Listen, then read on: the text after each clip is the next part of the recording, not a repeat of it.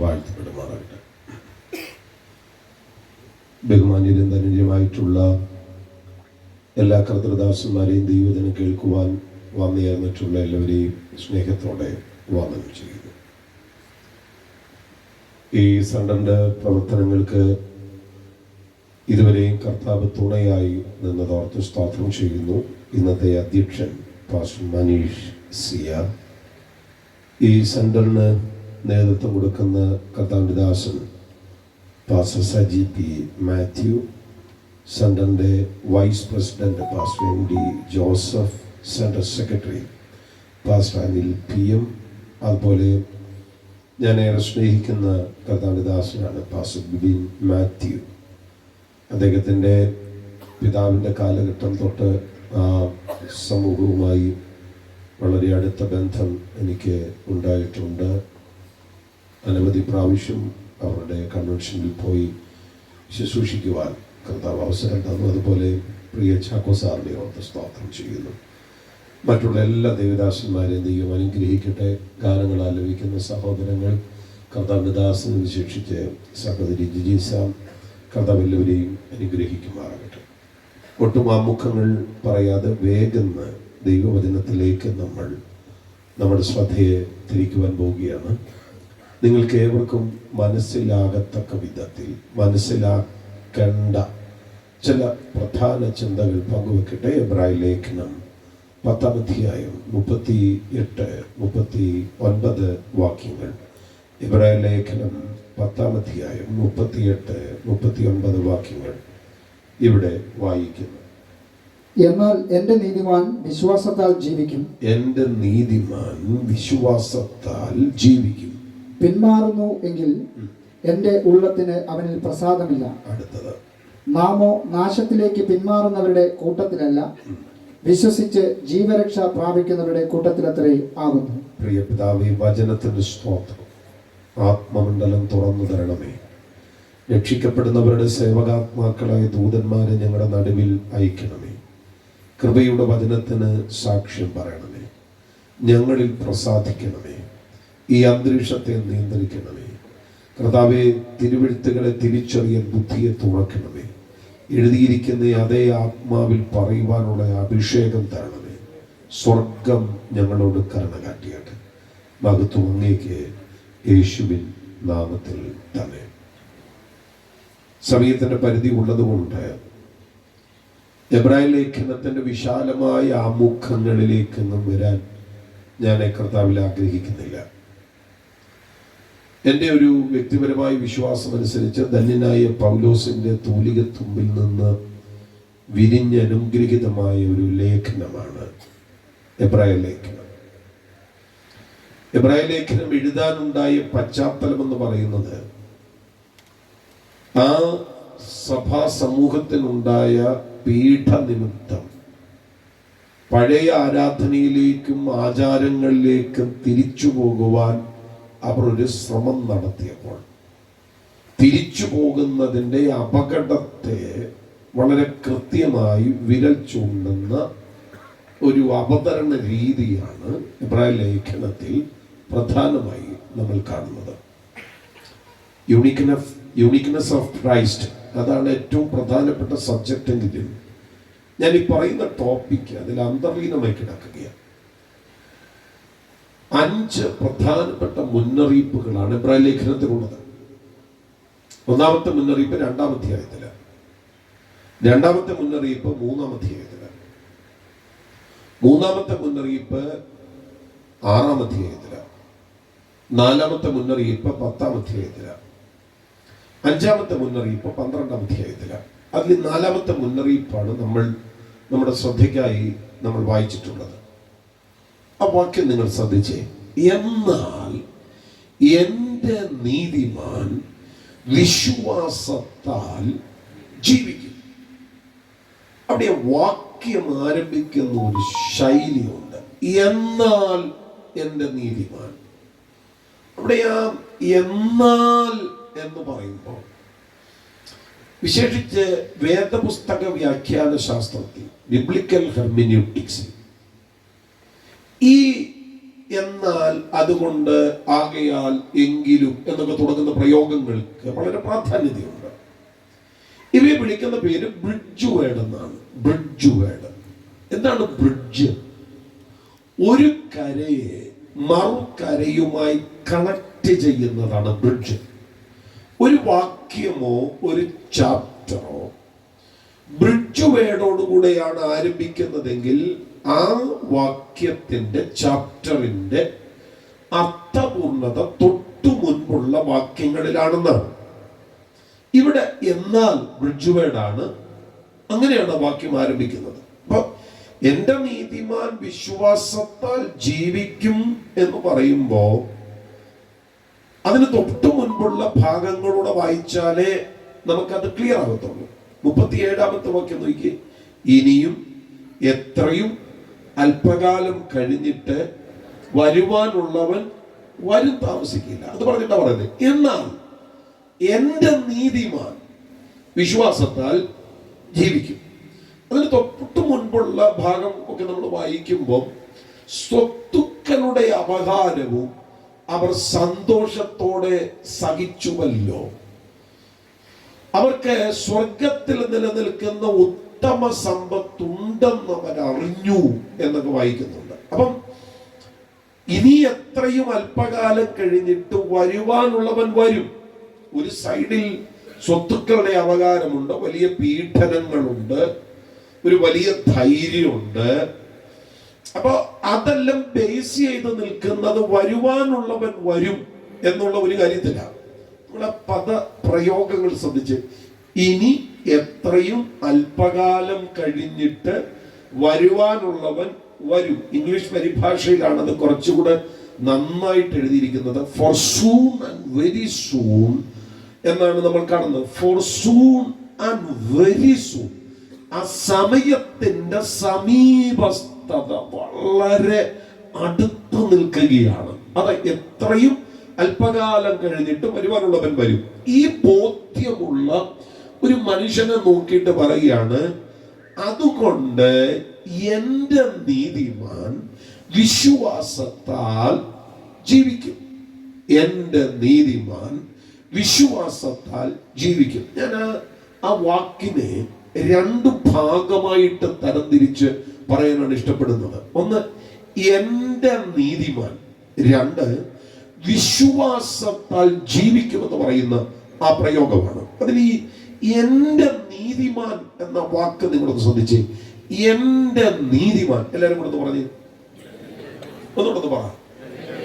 എന്റെ നീതിമാൻ. അവിടെ ആ നീതിമാൻ എന്ന വാക്ക് നിങ്ങൾ വായിക്കുമ്പോൾ എന്താണ് നീതിമാൻ എന്നുള്ളത് കൊണ്ട് ഉദ്ദേശിക്കുന്നത്? ഡിഖൈയോസ് എന്ന ഗ്രീക്ക് പദമാണ് പൊതുവിൽ ഉപയോഗിക്കുന്നത്. ഡിഖൈയോസ് എന്ന് പറയുമ്പോൾ റൈച്ചസ്, അപ്രൈറ്റ്, ഫോൾട്ട്ലെസ്, ഗിൽറ്റ്ലെസ്, ഇന്നസെന്റ് എന്നൊക്കെയാണ് അതിന്റെ അർത്ഥം. ഡിഖൈയോസ്. അപ്പോ അപ്രൈറ്റ് ആയിട്ടുള്ള ഒരു മനുഷ്യനെ വിളിക്കുന്ന പേരാണ് നീതിമാൻ. ഗിൽറ്റ്ലെസ് ആയിട്ടുള്ള ഒരു മനുഷ്യനെ വിളിക്കുന്ന പേരാണ് നീതിമാൻ.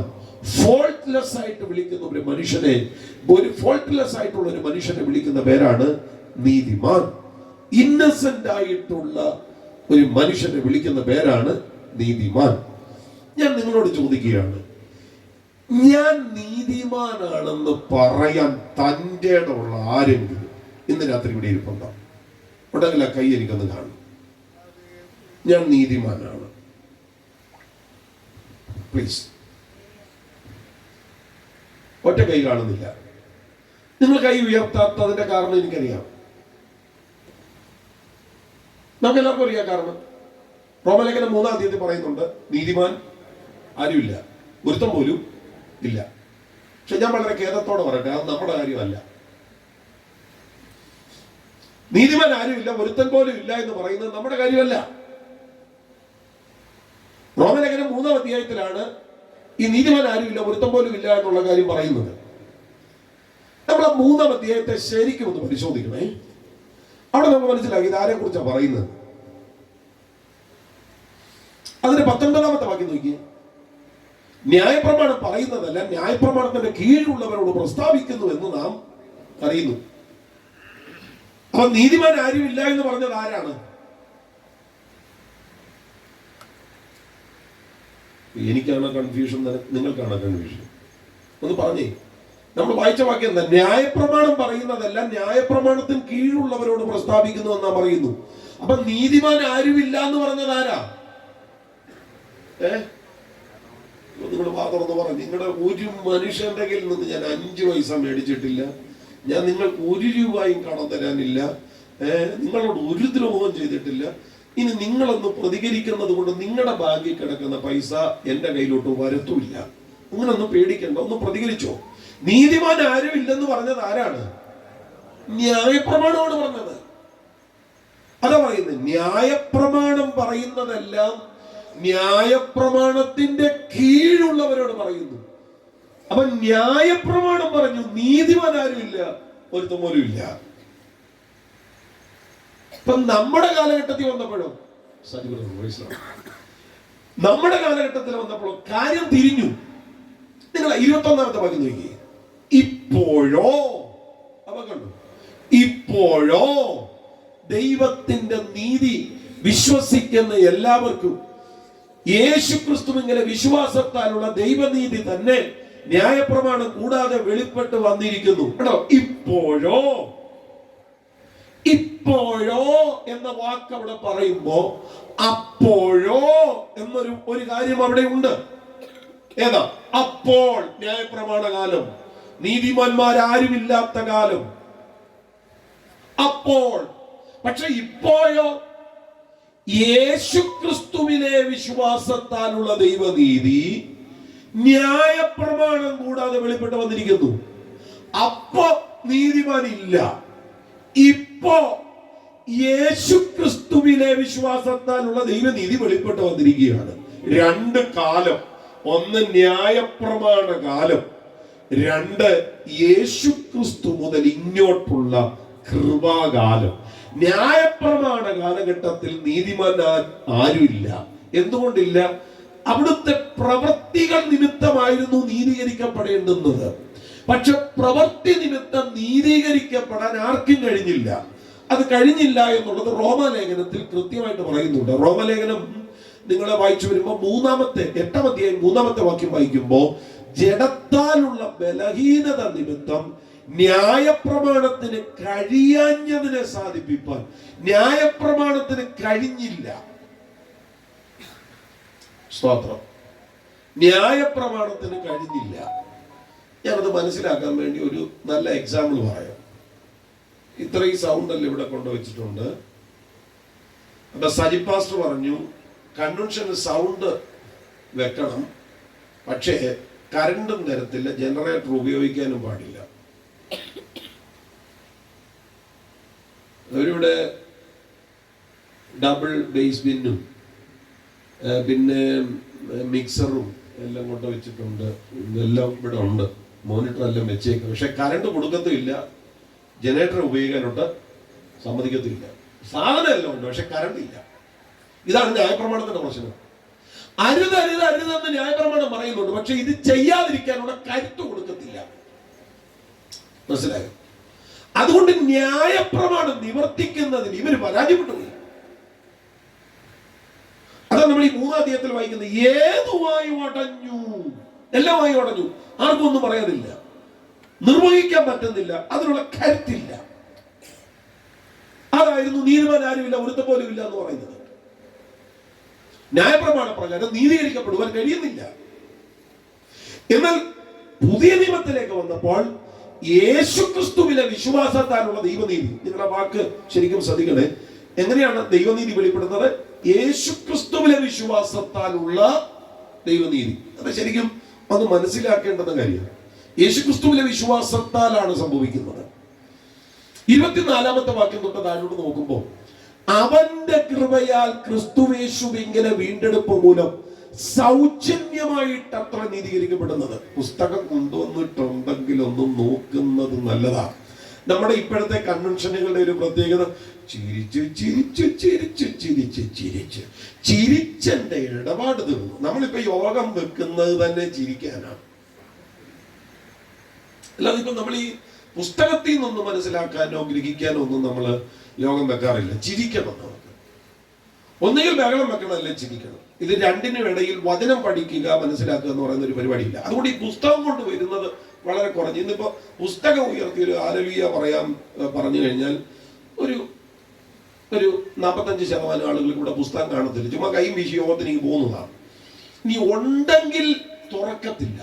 തുറക്കേണ്ടത് തുറക്കത്തില്ല. പാസ്റ്റർ സങ്കീർത്തനത്തിൽ നിന്ന് പ്രസംഗിക്കും, അച്ഛൻ ലേഖനം എടുത്തു വെച്ചുകൊണ്ടിരിക്കും. പാസ്റ്റർ ലേഖനത്തിൽ നിന്ന് പ്രസംഗിക്കും, അച്ഛൻ സങ്കീർത്തനം എടുത്തു വെച്ചുകൊണ്ടിരിക്കും. ഭൂരിപക്ഷം ആളുകളും തുറക്കത്തില്ല. നിങ്ങൾ വചനം കേൾക്കാൻ ഇഷ്ടമുള്ളവരാണെങ്കിൽ അതിലോട്ടൊന്ന് നോക്കിക്കോ. 24ാമത്തെ വാക്യം, അവന്റെ കൃപയാൽ ക്രിസ്തുവേശുവിങ്കലെ വീണ്ടെടുപ്പ് മൂലം സൗജന്യമായിട്ട് അത്ര നീതീകരിക്കപ്പെടുന്നു. ഇതിൽ ഓരോ വാക്കിലൂടെയും നമ്മൾ സഞ്ചരിക്കണം. നീതീകരണം എങ്ങനെയാ സംഭവിക്കുന്നത്? ഒന്നാമത്തെ വാക്ക് കണ്ടോ, അവന്റെ കൃപയാൽ. ഒന്നുകൂടെ പറഞ്ഞു, ശബ്ദം ഉയർത്തി പറഞ്ഞു. ഇച്ചൂടെ പോരട്ടെ, നടക്കും. ഇച്ചൂടെ പോരട്ടെ, അത്രയും വേണം. അവന്റെ കൃപയാൽ. ഈ കൃപ എന്ന് പറഞ്ഞു കഴിഞ്ഞാൽ റോമലേഖനത്തിൽ പറയുന്നുണ്ട്, കൃപയാലെങ്കിൽ പ്രവർത്തിയാൽ അല്ല, അല്ലെങ്കിൽ കൃപയല്ല. കൃപയാലാണ് നീതീകരിക്കപ്പെടുന്നത്. ഞാൻ ഇന്ന് ഞങ്ങളുടെ ചർച്ച പ്രസംഗിച്ച് പറയായിരുന്നു, ബൈബിളിലെ ഏറ്റവും മനോഹര പദം ഏതാണെന്ന് എന്നോട് ചോദിച്ചാൽ ഞാൻ പറയും കൃപ. കൃപയുടെ അത്രയും മനോഹരമായ ഒരു പദമായിരുന്നു. നാം രക്ഷിക്കപ്പെടുന്നത് കൃപയാലല്ലേ? എഫെസ്യ ലേഖനം 2:5, 2:8. കൃപയാലല്ലോ നാം രക്ഷിക്കപ്പെട്ടിരിക്കുന്നത്, കൃപയാലല്ലോ നാം വിശ്വാസം മൂലം രക്ഷിക്കപ്പെടുന്നത്. രക്ഷിക്കപ്പെടുന്നത് എങ്ങനെയാണ്? കൃപയാൽ. സ്വതം നമ്മൾ അതുകൊണ്ടല്ലേ പാടുന്നത്, കൃപയാൽ കൃപയാൽ കൃപയാൽ കൃപയാൽ. നിത്യം സ്നേഹിച്ച സ്നേഹം ഇത്. നമ്മൾ രക്ഷിക്കപ്പെടുന്നതും നമ്മൾ നിൽക്കുന്നതും നമ്മളാകുന്നതും എല്ലാം കൃപയാലോ. പൗലോസ് പറയുന്നു, ഞാൻ ആകുന്നത് കൃപയാൽ. കൃപ ഭയങ്കര മനോഹരമായൊരു കാര്യം. കൃപയാൽ. അപ്പൊ എങ്ങനെ നീതീകരിക്കപ്പെടുന്നത്? അവന്റെ കൃപയാൽ. കൃപയാൽ കൃപയാൽ കൃപയാൽ കൃപയാൽ നിത്യം സ്നേഹിച്ച സ്നേഹമീത്. കൃപയാൽ കൃപയാൽ കൃപയാൽ കൃപയാൽ എന്നിൽ പകർന്നോരു ശക്തി ഇത്. ഒന്നുകൂടെ പറഞ്ഞു പഠിക്കുക എല്ലാവരും കൂടെ. കൃപയാൽ കൃപയാൽ കൃപയാൽ കൃപയാൽ നിത്യം സ്നേഹിച്ച സ്നേഹമീത്. കൃപയാൽ കൃപയാൽ കൃപയാൽ കൃപയാൽ എന്നിൽ പകർന്നോരു ശക്തി.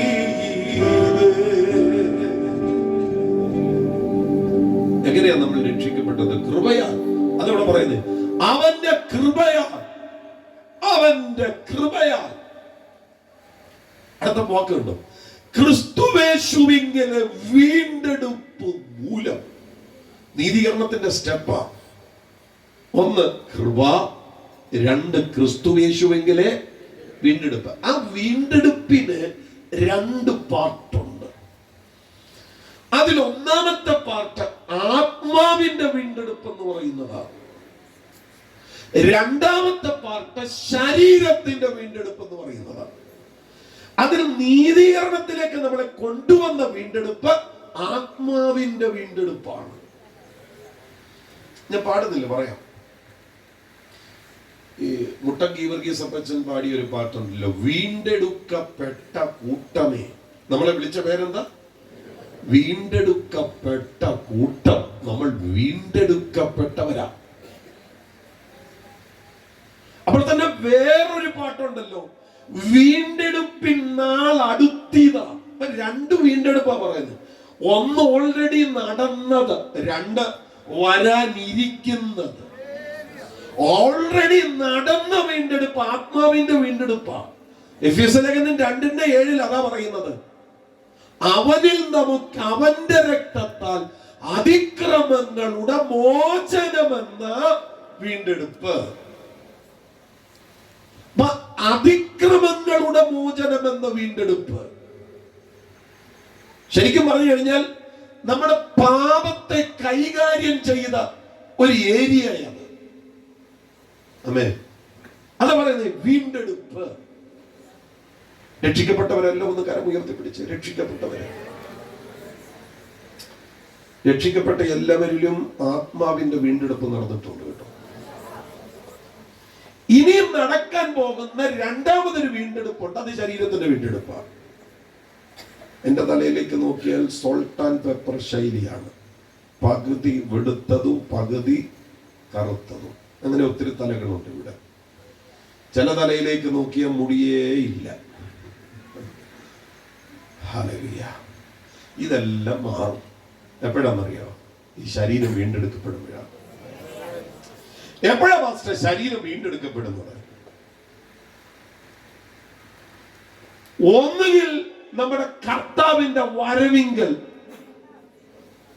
നമ്മൾ കല്ലറയിലാണെങ്കിൽ പുനരുത്ഥാനത്തിൽ, അല്ല നമ്മുടെ കർത്താവിന്റെ വരവിങ്കൽ നമ്മൾ ജീവനോട് ശേഷിക്കുകയാണെങ്കിൽ രൂപാന്തരത്തിൽ, ട്രാൻസ്ഫോർമേഷൻ. ഒന്നുകിൽ റിസറക്ഷൻ അല്ലെങ്കിൽ ട്രാൻസ്ഫോർമേഷൻ.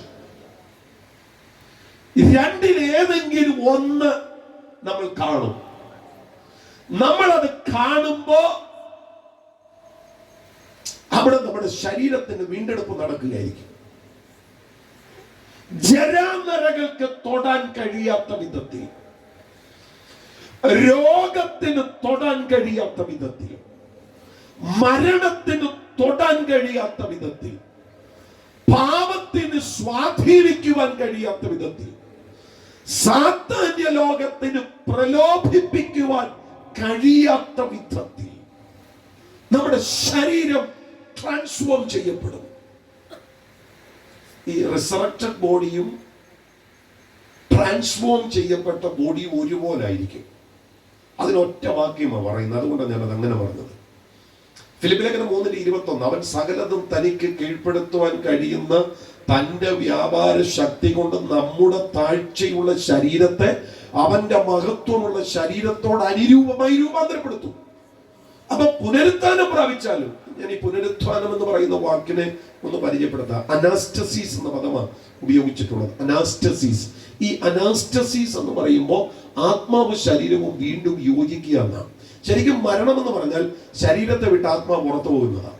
ആ ശരീരത്തെ വിട്ട് പുറത്തുപോയ ആത്മാവില്ലേ, ആ ആത്മാവും ആത്മാവില്ലാത്ത ശരീരമില്ലേ, ഈ ശരീരവും കൂടെ വീണ്ടും ഒന്നിക്കുന്നതാണ് അനാസ്റ്റസീസ്. അതാണ് റിസറക്ഷൻ.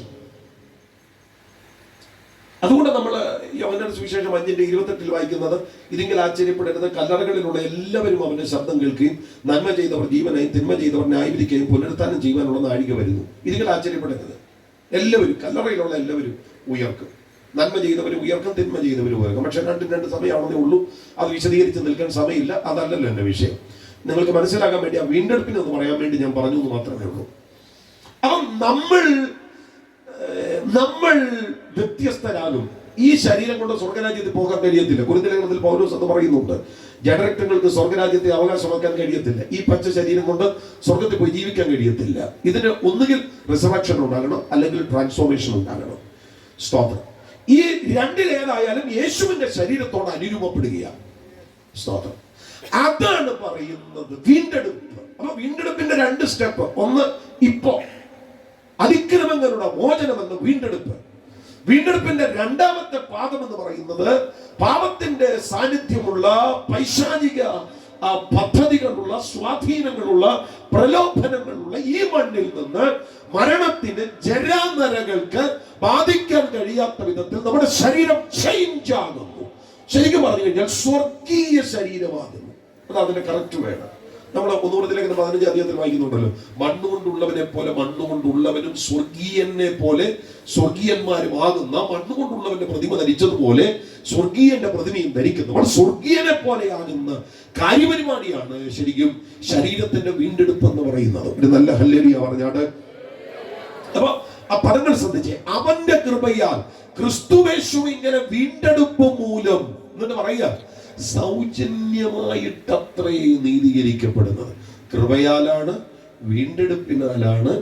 ഈ രണ്ട് കാര്യങ്ങളാൽ സൗജന്യമായി നമ്മൾ നീതീകരിക്കപ്പെടുക. ഒന്നോടൊന്ന് പറഞ്ഞേ, എങ്ങനെ നീതീകരിക്കപ്പെടുന്നേ? സൗജന്യമായി നീതീകരിക്കപ്പെടുക. പക്ഷെ ഇതൊരു ഭയങ്കര പദ്ധതിയും പരിപാടിയാണ്. എങ്ങനെയാണ് നീതീകരണം? 25-ാമത്തെ വാക്യം നിങ്ങൾ ശ്രദ്ധിച്ചേ. വിശ്വസിക്കുന്നവർക്ക്, എല്ലാവരും കൂടെ പറഞ്ഞ എന്നാ? ഈ നീതീകരണ സൗജന്യാണ്. ഉരുളി കമത്തണ്ട, തീർത്ഥയാത്ര നടത്തണ്ട, മുൻപോട്ട് പോകണ്ട, പിന്നോട്ട് പോകണ്ട, എങ്ങും പോകണ്ട. ഇത് സൗജന്യമായിട്ടുള്ള ഒരു കാര്യമാണ്. അതുകൊണ്ട് പറയുന്നത്, അവന്റെ കൃപയാൽ ക്രിസ്തുയേശുവിലെ വീണ്ടെടുപ്പ് മൂലം സൗജന്യമായിട്ടത്രേ നീതീകരിക്കപ്പെടുന്നത്. ഇത് സൗജന്യമാണ്. ഇനി അതിന്റെ ആ പ്രോസസ് പറയും. വിശ്വസിക്കുന്നവർക്ക്, ഒന്നുകൂടെ പറഞ്ഞേ. അപ്പൊ നമുക്കാകെ വേണ്ടുന്ന വിശ്വാസം മാത്രമാണ്. 5 പൈസയുടെ മുടക്കില്ല, വിശ്വാസം മാത്രം. വിശ്വസിക്കുന്നവർക്ക്, അടുത്ത വാക്ക് കണ്ടോ, അവൻ തന്റെ രക്തം മൂലം പ്രായശ്ചിത്തമാകുക. അപ്പൊ മഹാഭാവിയാണ് കേട്ടോ, മഹാഭാവി, കൊള്ളരുതാത്തവൻ, മഹാഭാവി. പക്ഷെ ഇവനങ്ങ് വിശ്വസിച്ചു. ഞാൻ ബാവച്ചറിയ മാസ്റ്റർ സെന്ററിന്റെ ഒരു കൺവെൻഷന് പ്രസംഗിക്കാൻ വേണ്ടി അവിടെ ചെന്നപ്പോ അവിടെ ഒരാൾ ടെസ്റ്റ് മണി പറയാനുണ്ടായിരുന്നു. അദ്ദേഹത്തിന്റെ പേര് അലി എന്നാണ്. അലി. ഈ അലി എന്ന് പറയുന്ന മനുഷ്യൻ 41 കേസുകളിലെ പ്രതിയാണ്. അലി. ഈ മനുഷ്യൻ പൂജപ്പുര സെൻട്രൽ ജയിലും വിയൂർ സെൻട്രൽ ജയിലും കണ്ണൂർ സെൻട്രൽ ജയിലിലും തടവ് അനുഭവിച്ചിട്ടുണ്ട്. 41 കേസിൽ ശിക്ഷിക്കപ്പെട്ട പ്രതിയെ, ക്രിമിനലാണ്. അപ്പൊ ഇയാളങ്ങ് രക്ഷിക്കപ്പെട്ടു. സ്തോത്രം. ഞാൻ പറയാം, 41 കേസുള്ള അലി ഇന്ന് പ്രസൺ ഇവാഞ്ചലിസത്തിന്റെ ഒരു മീറ്റിംഗ് നടത്തുക. ഈ ഡേറ്റ് ഒന്ന് മാനേജ് ചെയ്യാൻ വേണ്ടി ഞാൻ സജി പാസ്റ്ററെ വിളിച്ചായിരുന്നു. ഒന്ന് ചേഞ്ച് ചെയ്യാൻ പറ്റുമോ എന്ന് അറിയാൻ വേണ്ടി. ക്യാൻസൽ ചെയ്യാനല്ല, എന്നെ സാറ്റർഡേ ആക്കിയിട്ട് അനിൽ പാസ്റ്റർക്ക് ഞായറാഴ്ച ആ മീറ്റിങ്ങിന് പോകാൻ വേണ്ടിയാണ്. റെനി ജോർജ് ഒക്കെ പ്രസംഗിക്കുന്നുണ്ട്. അപ്പൊ ഡേറ്റ് മാനേജ് ചെയ്യാൻ പറ്റിയില്ല.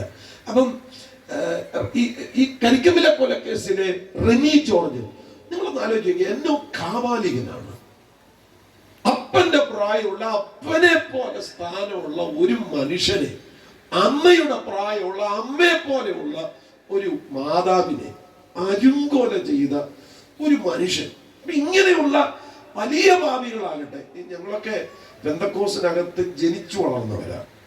ഒരു 100-ലധികം വർഷം പഴക്കമുള്ള പെന്തക്കോസ്ത് കുടുംബത്തിലാണ് ഞാൻ ജനിച്ചത്. ഞാനതങ്ങനെ പറയുമ്പോൾ എൻ്റെ വല്യപ്പച്ചൻ്റെ അമ്മച്ചിയാണ് രക്ഷിക്കപ്പെടുന്നത്. എൻ്റെ വല്യപ്പച്ചൻ്റെ അമ്മച്ചി രക്ഷിക്കപ്പെടുമ്പോൾ എൻ്റെ വല്യപ്പച്ചന് 1.5 വയസ്സ് പ്രായമേ ഉള്ളൂ. 92-ാമത്തെ വയസ്സിൽ അപ്പച്ചൻ മരിക്കുന്നത്. മരിച്ചിട്ട് ഇപ്പോൾ 12 വർഷമായി. അതുകൊണ്ടാണ് ഞാൻ പറഞ്ഞത്, ഞങ്ങൾ കുറഞ്ഞതൊരു 100 വർഷമെങ്കിലും കഴിഞ്ഞ് വിശ്വാസത്തിൽ വന്നു. അപ്പൊ എൻ്റെ വല്യപ്പച്ചൻ്റെ അമ്മച്ചി, എൻ്റെ വല്യപ്പച്ചൻ, എൻ്റെ പപ്പ, ഞാൻ, 4 തലമുറ. എനിക്ക് 2 മക്കളുണ്ട്. അവരോട് വന്നപ്പോൾ 5 തലമുറയായി പെന്തക്കോസിനകത്ത്. ഞാനൊക്കെ ഇങ്ങനെ ഈ ഭയങ്കര അച്ചടക്കത്തിനകത്ത് വളർത്തപ്പെട്ട, അതുകൊണ്ട് ഈ വലിയ കുരുത്തക്കേടൊന്നും കാണിക്കാൻ പറ്റിയിട്ടില്ല. ഞങ്ങളെ കുറിച്ചൊക്കെ പറയാറുണ്ട്, വിശുദ്ധ ഭാവികളാണ് എന്ന് പറഞ്ഞാൽ സഭയ്ക്കകത്തൊക്കെ ഈ വൈറ്റ് ലൈസ് എന്ന് പറയുന്നത് പോലെ സഭയ്ക്കകത്ത് വിശുദ്ധ കുരുത്തക്കേട് കാണിച്ച് അങ്ങനെയൊക്കെ. അല്ലാതെ ഞങ്ങൾ തിയേറ്ററിൽ പോയത് സിനിമ പോലും കണ്ടിട്ടില്ല. അങ്ങനൊന്നും അല്ല വളർന്നത്. ഒരു വളരെ ചിട്ടവട്ടത്തിനകത്ത് അങ്ങനെ വളർത്തപ്പെട്ടത്. പിന്നെ ഞാൻ പറയട്ടെ, കരിക്കമ്പില കൊലക്കേസിലെ റെനി ജോർജിനെ പോലെയോ മുമ്പ് ഞാൻ പറഞ്ഞ അലിയെ പോലെയോ ഇനി അങ്ങനെയുള്ള ഒരു ക്രിമിനൽ ഒരു പശ്ചാത്തലമുള്ളവരൊന്നും അല്ലെങ്കിലും എന്നെ പോലെയൊക്കെ ഇതിനകത്ത് ജനിച്ചു വളർത്തപ്പെട്ട അങ്ങനെ ഒരാളാണെങ്കിലും എന്റെ പ്രിയപ്പെട്ടവർ, എല്ലാവരും പാപികളാണ്. അതാണ് ഇവിടുത്തെ വിഷയം. എല്ലാവരും പാപികളാണ്. അപ്പൊ ഈ പാപിയായ മനുഷ്യൻ യേശുക്രിസ്തുവിൽ വിശ്വസിച്ചാൽ, ഭയങ്കര ഭാവിയാകട്ടെ ചെറിയ ഭാവിയാകട്ടെ, യേശുക്രിസ്തുവിൽ വിശ്വസിച്ചാൽ, അവിടെ നമ്മൾ വായിക്കുന്നുണ്ട്, വിശ്വസിക്കുന്നവർക്ക് അവൻ തന്റെ രക്തം മൂലം പ്രായശ്ചിത്തമാകുവാൻ ദൈവം അവനെ പരസ്യമായി നിർത്തിയിരിക്കുക. വാക്കുണ്ടോ?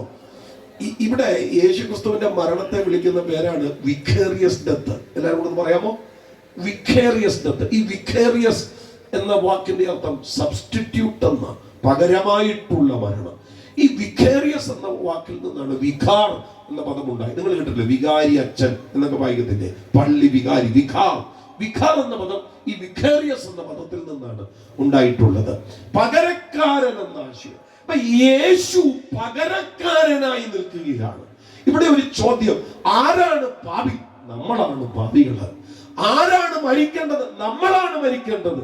എന്താ കാരണം? പാപത്തിന്റെ ശമ്പളം മരണം. നമ്മളാണ് മരിക്കേണ്ടത്. പക്ഷെ നമ്മൾ മരിക്കേണ്ട ഇടത്ത് ഒരാള് സബ്സ്റ്റിറ്റ്യൂട്ട് ആയിട്ട് മരിക്കുക, പകരക്കാരനായിട്ട് മരിക്കുക. മരിക്കുന്നവന്റെ പേരാണ് യേശു ക്രിസ്തു. അങ്ങനെ യേശു മാനവജാതിക്ക് വേണ്ടി മരിച്ചത് കൊണ്ട് ആ മരിച്ചവന്റെ മരണത്തെ വിളിക്കുന്ന പേരാണ് പ്രായശ്ചിത്ത മരണം, പ്രായശ്ചിത്ത രക്തം. അതവിടെ പറയുന്നത്. വിശ്വസിക്കുന്നവർക്ക് അവൻ തന്നെ രക്തം മൂലം പ്രായശ്ചിത്തമാകാൻ ദൈവം അവനെ പരസ്യമായി നിർത്തിയിരിക്കുന്നു. അടുത്ത വാക്ക് കണ്ടോ? ദൈവം തന്റെ പൊറുമയും. എല്ലാവരും കൂടി പറഞ്ഞു ദൈവത്തിന്റെ പൊറുമ. ദൈവത്തിന്റെ പൊറുമ എന്ന് പറയുമ്പോ ഫോർഗീവ്നെസ്, ദൈവത്തിന്റെ ക്ഷമ. ദൈവത്തിന്റെ ക്ഷമ. നിങ്ങൾ ശ്രദ്ധിച്ചേ, നമ്മൾ ചെറുതോ വലുതോ, നമ്മൾ പാപികളാണ്, കൊള്ളരുതാത്തവരാ. നമ്മൾ അഭക്തരാ, കൊള്ളാത്ത മനുഷ്യരാ. സ്തോത്രം. നമുക്ക് വേണ്ടി യേശു ക്രിസ്തു പ്രായശ്ചിത്തമായി അവിടുത്തെ പ്രായശ്ചിത്ത രക്തം നമുക്ക് വേണ്ടി ഒഴുക്കപ്പെട്ടു. എന്റെ പ്രിയപ്പെട്ടവരെ, ഇത് എനിക്ക് വേണ്ടിയാണ് എന്ന് നമ്മൾ വിശ്വസിക്കുന്ന മാത്രം, അത് റെനി ജോർജിനെ പോലെയുള്ള കൊലപാതകികളാകട്ടെ, അത് അലിയെ പോലെയുള്ള ക്രിമിനൽ പശ്ചാത്തലമുള്ളവരാകട്ടെ, ഇനി ഏത് ലെവലിലുള്ള ആളാകട്ടെ, യേശു ക്രിസ്തുവിന്റെ മരണം എന്റെ പാപത്തിന് പകരമാണെന്ന് വിശ്വസിച്ചാൽ, അയ്യോ, അവിടെ നമ്മൾ ഒരു പാട്ടിന്റെ 1-2 ലൈനുകൾ ഒന്ന് പാടുന്നത് വളരെ വളരെ നല്ലതാണ്. എഫ് മേജർ വായിച്ചു ഒരു പാട്ടിന് 1-2 ലൈനുകൾ നമുക്ക് വളരെ പരിചയമുള്ള ഒരു പാട്ടാണ്. നിൻ മരണം കൊണ്ടെന്റെ വന്നരകം നീയകറ്റി, നിൻ മരണം കൊണ്ടെന്റെ വന്നരകം നീയകറ്റി. എനിക്കുണ്ടായിരുന്നത് എന്താണ്? വൻനരകം. വൻനരകം. എങ്ങനെ നരകം മാറിയത്? നിൻമരണം കൊണ്ട്. അതിന്റെ കാരണം എന്താ? ഇവിടെ ദൈവത്തിന്റെ പൊറുമ. നന്നായിട്ട് കേട്ടോണേ, ദൈവത്തിന്റെ പൊറുമ. എല്ലാവരും കൂടെ പറഞ്ഞു എന്നാ? ദൈവത്തിന്റെ പൊറുമ. No problem. ആ ഫാൻ ഒന്ന് തിരിച്ചു വെക്കാൻ വേണ്ടി നോക്കുന്നതാ. ഓഫ് ചെയ്തോ? അല്ല, എനിക്ക് വേണ്ട. അല്ല, എല്ലാരും കൂടെ പാസ്റ്റർ ഇങ്ങനെ നോക്കുകയാണ്. ഇനി അതെന്താ ചെയ്യാൻ പോകുന്നത്, ഇനി എടുത്തുകൊണ്ട് പോകുമോ? അപ്പൊ നമ്മൾ വലിയ പുറമയുടെ കാര്യമൊക്കെ പറയുന്നെങ്കിലും നമുക്ക് ഈ ഫാനൊക്കെയാണ് വിഷയം. അതാണ് നമ്മുടെ ഒരു പ്രശ്നം. എന്തെങ്കിലും ഒരു ചെറിയ കാര്യം, റോഡ് സൈഡിലൊക്കെയാണ് ലോറിയൊക്കെ വരുമ്പോൾ അങ്ങ് നോക്കുക. ഈ പണ്ട് ഞാൻ വളരെ ചെറുതായിരുന്ന സമയത്ത് ഈ ലോറിയുടെ ആക്സിൽ കറങ്ങുന്നത് കാണാൻ ഭയങ്കര സന്തോഷമായിരുന്നു. ഇങ്ങനെ അതിനടി പോയി ഇങ്ങനെ കുനിഞ്ഞു നോക്കുമായിരുന്നു. അതുപോലെ നമ്മൾ വളരെ ചൈൽഡിഷ് ആണെന്നാ ചിലരുടെ ചിന്ത. നമുക്കൊക്കെ 10, 40, 50, 60 വയസ്സൊക്കെ ആയിരുന്നു. സ്വതന്ത്രം വചനം കേൾക്കുമ്പോൾ അതിന്റെ ഗൗരവം കൊടുക്കണം. ഓക്കെ. അപ്പം ദൈവത്തിന്റെ പൊറുമയിൽ, ദൈവത്തിന്റെ ക്ഷമയിൽ കേട്ടോ, മുൻകഴിഞ്ഞ പാപത്തെ ശിക്ഷിക്കാതെ വിട്ടെന്ന് കേട്ടോ. അത് റെനി ജോർജ് ആകട്ടെ, ആരും ആകട്ടെ, നമ്മളാകട്ടെ, ആരും ആകട്ടെ, ദൈവത്തിന്റെ ക്ഷമയ്ക്കകത്ത് നമ്മൾ വിശ്വസിച്ചു എന്ന ഒറ്റ കാരണത്താൽ നമ്മളെ അങ്ങ് ശിക്ഷിക്കാതെ വിട്ടു. രാമേ പറഞ്ഞു, എന്നെ പാപമായാലും ഈ പ്രായശ്ചിത്ത മരണത്തിൽ വിശ്വസിച്ചാൽ പാപത്തെ ആ പൊറുമയ്ക്കകത്ത് ക്ഷമിച്ച് ശിക്ഷിക്കാതെ അങ്ങ് വിടുക. ഓ, അത് വാസ്തവത്തില് ഒരു അല്പം കാര്യമായിട്ട് പറയേണ്ടതാണ്. ഈ പാപക്ഷമ, ദൈവത്തിന്റെ പാപക്ഷമയുടെ രീതി ഉണ്ടല്ലോ. ദൈവത്തിന്റെ പാപക്ഷമയുടെ രീതി എന്ന് പറയുന്നത് ഭയങ്കരമാണ്. സ്വന്തം ഈ റോമാലേഖനം 8-ാം അധ്യായത്തിൽ ഒരു ചോദ്യമുണ്ട്. ദൈവം നീതീകരിച്ചവനെ ആർ കുറ്റം ചുമത്തും. നീതീകരിക്കുന്നവൻ ദൈവം, ശിക്ഷ വിധിക്കുന്നവൻ ആർ? അപ്പൊ ദൈവം ഒരുവനെ നീതീകരിച്ചു കഴിഞ്ഞാൽ എന്ന് പറഞ്ഞാൽ പാപം ക്ഷമിച്ചു വിട്ടാൽ പിന്നെ കുറ്റം ചുമത്താൻ ഒക്കത്തില്ല. അപ്പരുവത്തില്ല ദൈവം ഒരുത്തനെ നീതീകരിക്കുന്നത്. അതെങ്ങനെയാന്ന് ഞാൻ പറയാമേ. യെശയ്യാപ്രവചനം 43:25 അത് എഴുതിയിട്ടുണ്ട്. പാസ്റ്റർ പെട്ടെന്ന് എടുക്കുവാണെങ്കിൽ നമുക്ക് വായിക്കാം, അല്ലെങ്കിൽ ഞാൻ പറഞ്ഞു പോകും. യെശയ്യാപ്രവചനം 43:25 അവിടെ പറയുന്നു, എന്റെ നിമിത്തം ഞാൻ തന്നെ. കിട്ടിയോ? എന്റെ നിമിത്തം ഞാൻ തന്നെ നിന്റെ അതിക്രമങ്ങളെ മായിച്ചു കളയുന്നു. അതാണ് വിഷയം. എന്നാ ചെയ്യുന്നത്? നിന്റെ അതിക്രമത്തെ എന്ത് ചെയ്യുക? ഹലോ, അപ്പൊ നമ്മുടെ അതിക്രമം എഴുതപ്പെട്ടതാ. കർത്താവനെ ഞാൻ ഈ അതിക്രമത്തെ എന്ത് ചെയ്യും? ഇപ്പൊ ഇത് എവിടുത്തെ പോടിയാണെന്ന് എനിക്കറിയത്തില്ല, എന്തായാലും നല്ല പോടിയാ, രസമുണ്ട് കാണാൻ. ഇവിടെ എന്തോ ഒരു സാധനം ഉണ്ടായിരുന്നേ, ഇവിടെ എന്തോ ഒരു സാധനം ഉണ്ടായിരുന്നു. ഇത് പെയിന്റ് ചെയ്താൽ ഇത് മാറി, പക്ഷെ ഈ സ്റ്റെയിൻ ഇവിടെ തന്നെ കാണും. പെയിന്റിങ്ങിന്റെ എല്ലാം പ്രശ്നം, സ്റ്റെയിൻ ഉള്ള ഇടം പെയിന്റ് ചെയ്യുമ്പോൾ ആ സ്റ്റെയിൻ മാറുകയല്ല, പകരം മറയുക. പാപക്ഷമ എന്ന് പറയുന്നത് പാപം മറയ്ക്കുന്നതല്ല, പാപം മായ്ക്കുന്നതാണ്. കേൾക്കുന്നുണ്ടോ? നിങ്ങൾക്ക് പാപക്ഷമ കിട്ടി എന്ന് പറഞ്ഞു കഴിഞ്ഞാൽ നിങ്ങളുടെ പാപം മറച്ചു പിടിക്കുവല്ല, പാപത്തെ എന്ത് ചെയ്യുക? ഉച്ചത്തിൽ പറ. നമുക്ക് പാപക്ഷമ കിട്ടിയെന്ന് പറഞ്ഞാൽ പാപം മായ്ച്ചു കളഞ്ഞെന്നർത്ഥം.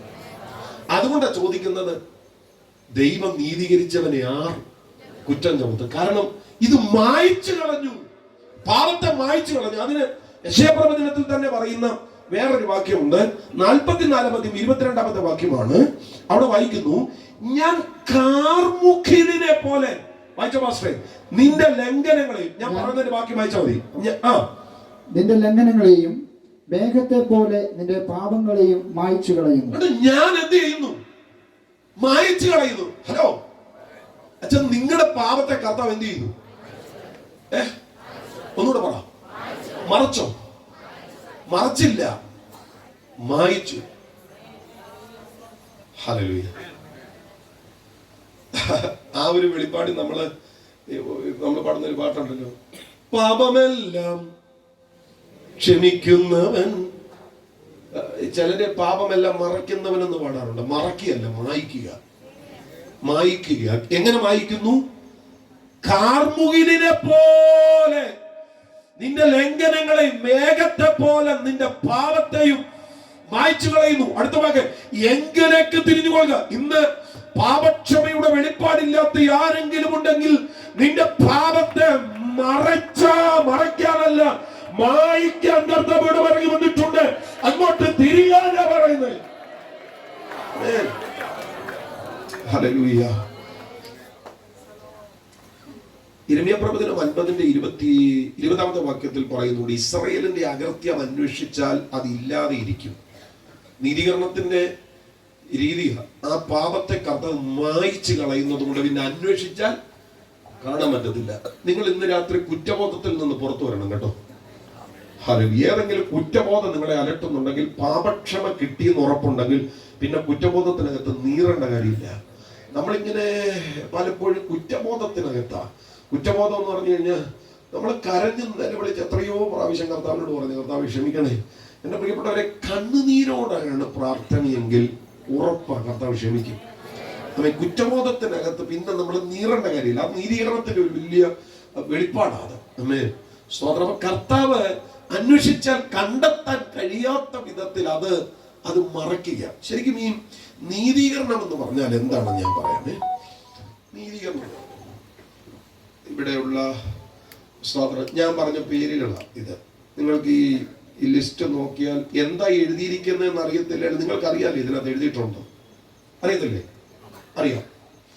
ഇതുപോലെയാണ് നമ്മുടെ പാപം എല്ലാം ലിസ്റ്റ് ചെയ്തിട്ടുണ്ടായിരുന്നു കേട്ടോ. പക്ഷെ ഈ പ്രായച്ചിത്ത രക്തം നമ്മുടെ മേൽ വീണപ്പോ കർത്താവ് ഇതിനെയെല്ലാം മായിച്ചു. ഇപ്പൊ നമ്മൾ അങ്ങനെ ഇരിക്കുന്നതെന്ന് അറിയാമോ? ഇങ്ങനെ. ഹലോ, നമ്മൾ മഹാപാപികളായിരുന്നു. പക്ഷെ പ്രായശ്ചിത്ത രക്തം വീണപ്പോ ശരിക്കും നമ്മളെ പാപമേ ചെയ്യാത്ത ഒരാളെ പോലെ ആക്കി.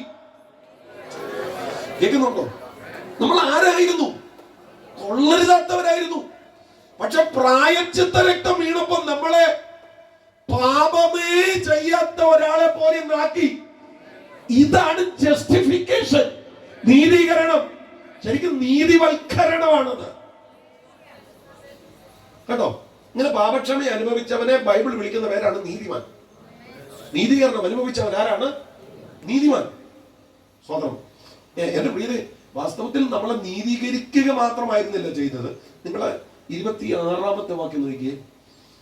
താൻ നീതിമാനും യേശുവിൽ വിശ്വസിക്കുന്നവനെ നീതീകരിക്കുന്നവനുമാകേണ്ടതിന് ഇക്കാലത്ത് തന്റെ നീതിയെ പ്രദർശിപ്പിപ്പാൻ തന്നെ അങ്ങനെ ചെയ്തു.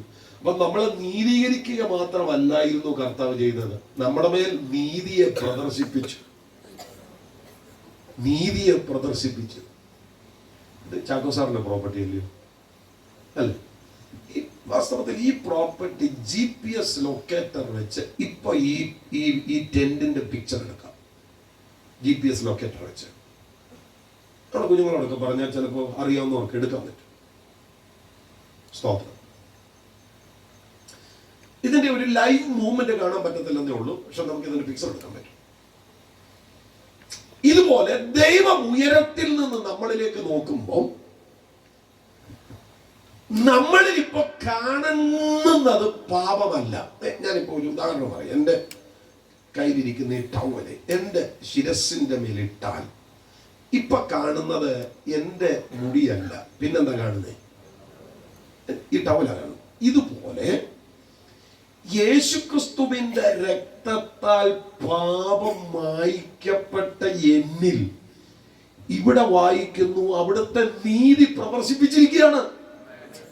എന്നെ നീതീകരിക്കുക മാത്രമല്ലായിരുന്നു, പിന്നെ എന്താ ചെയ്തേ?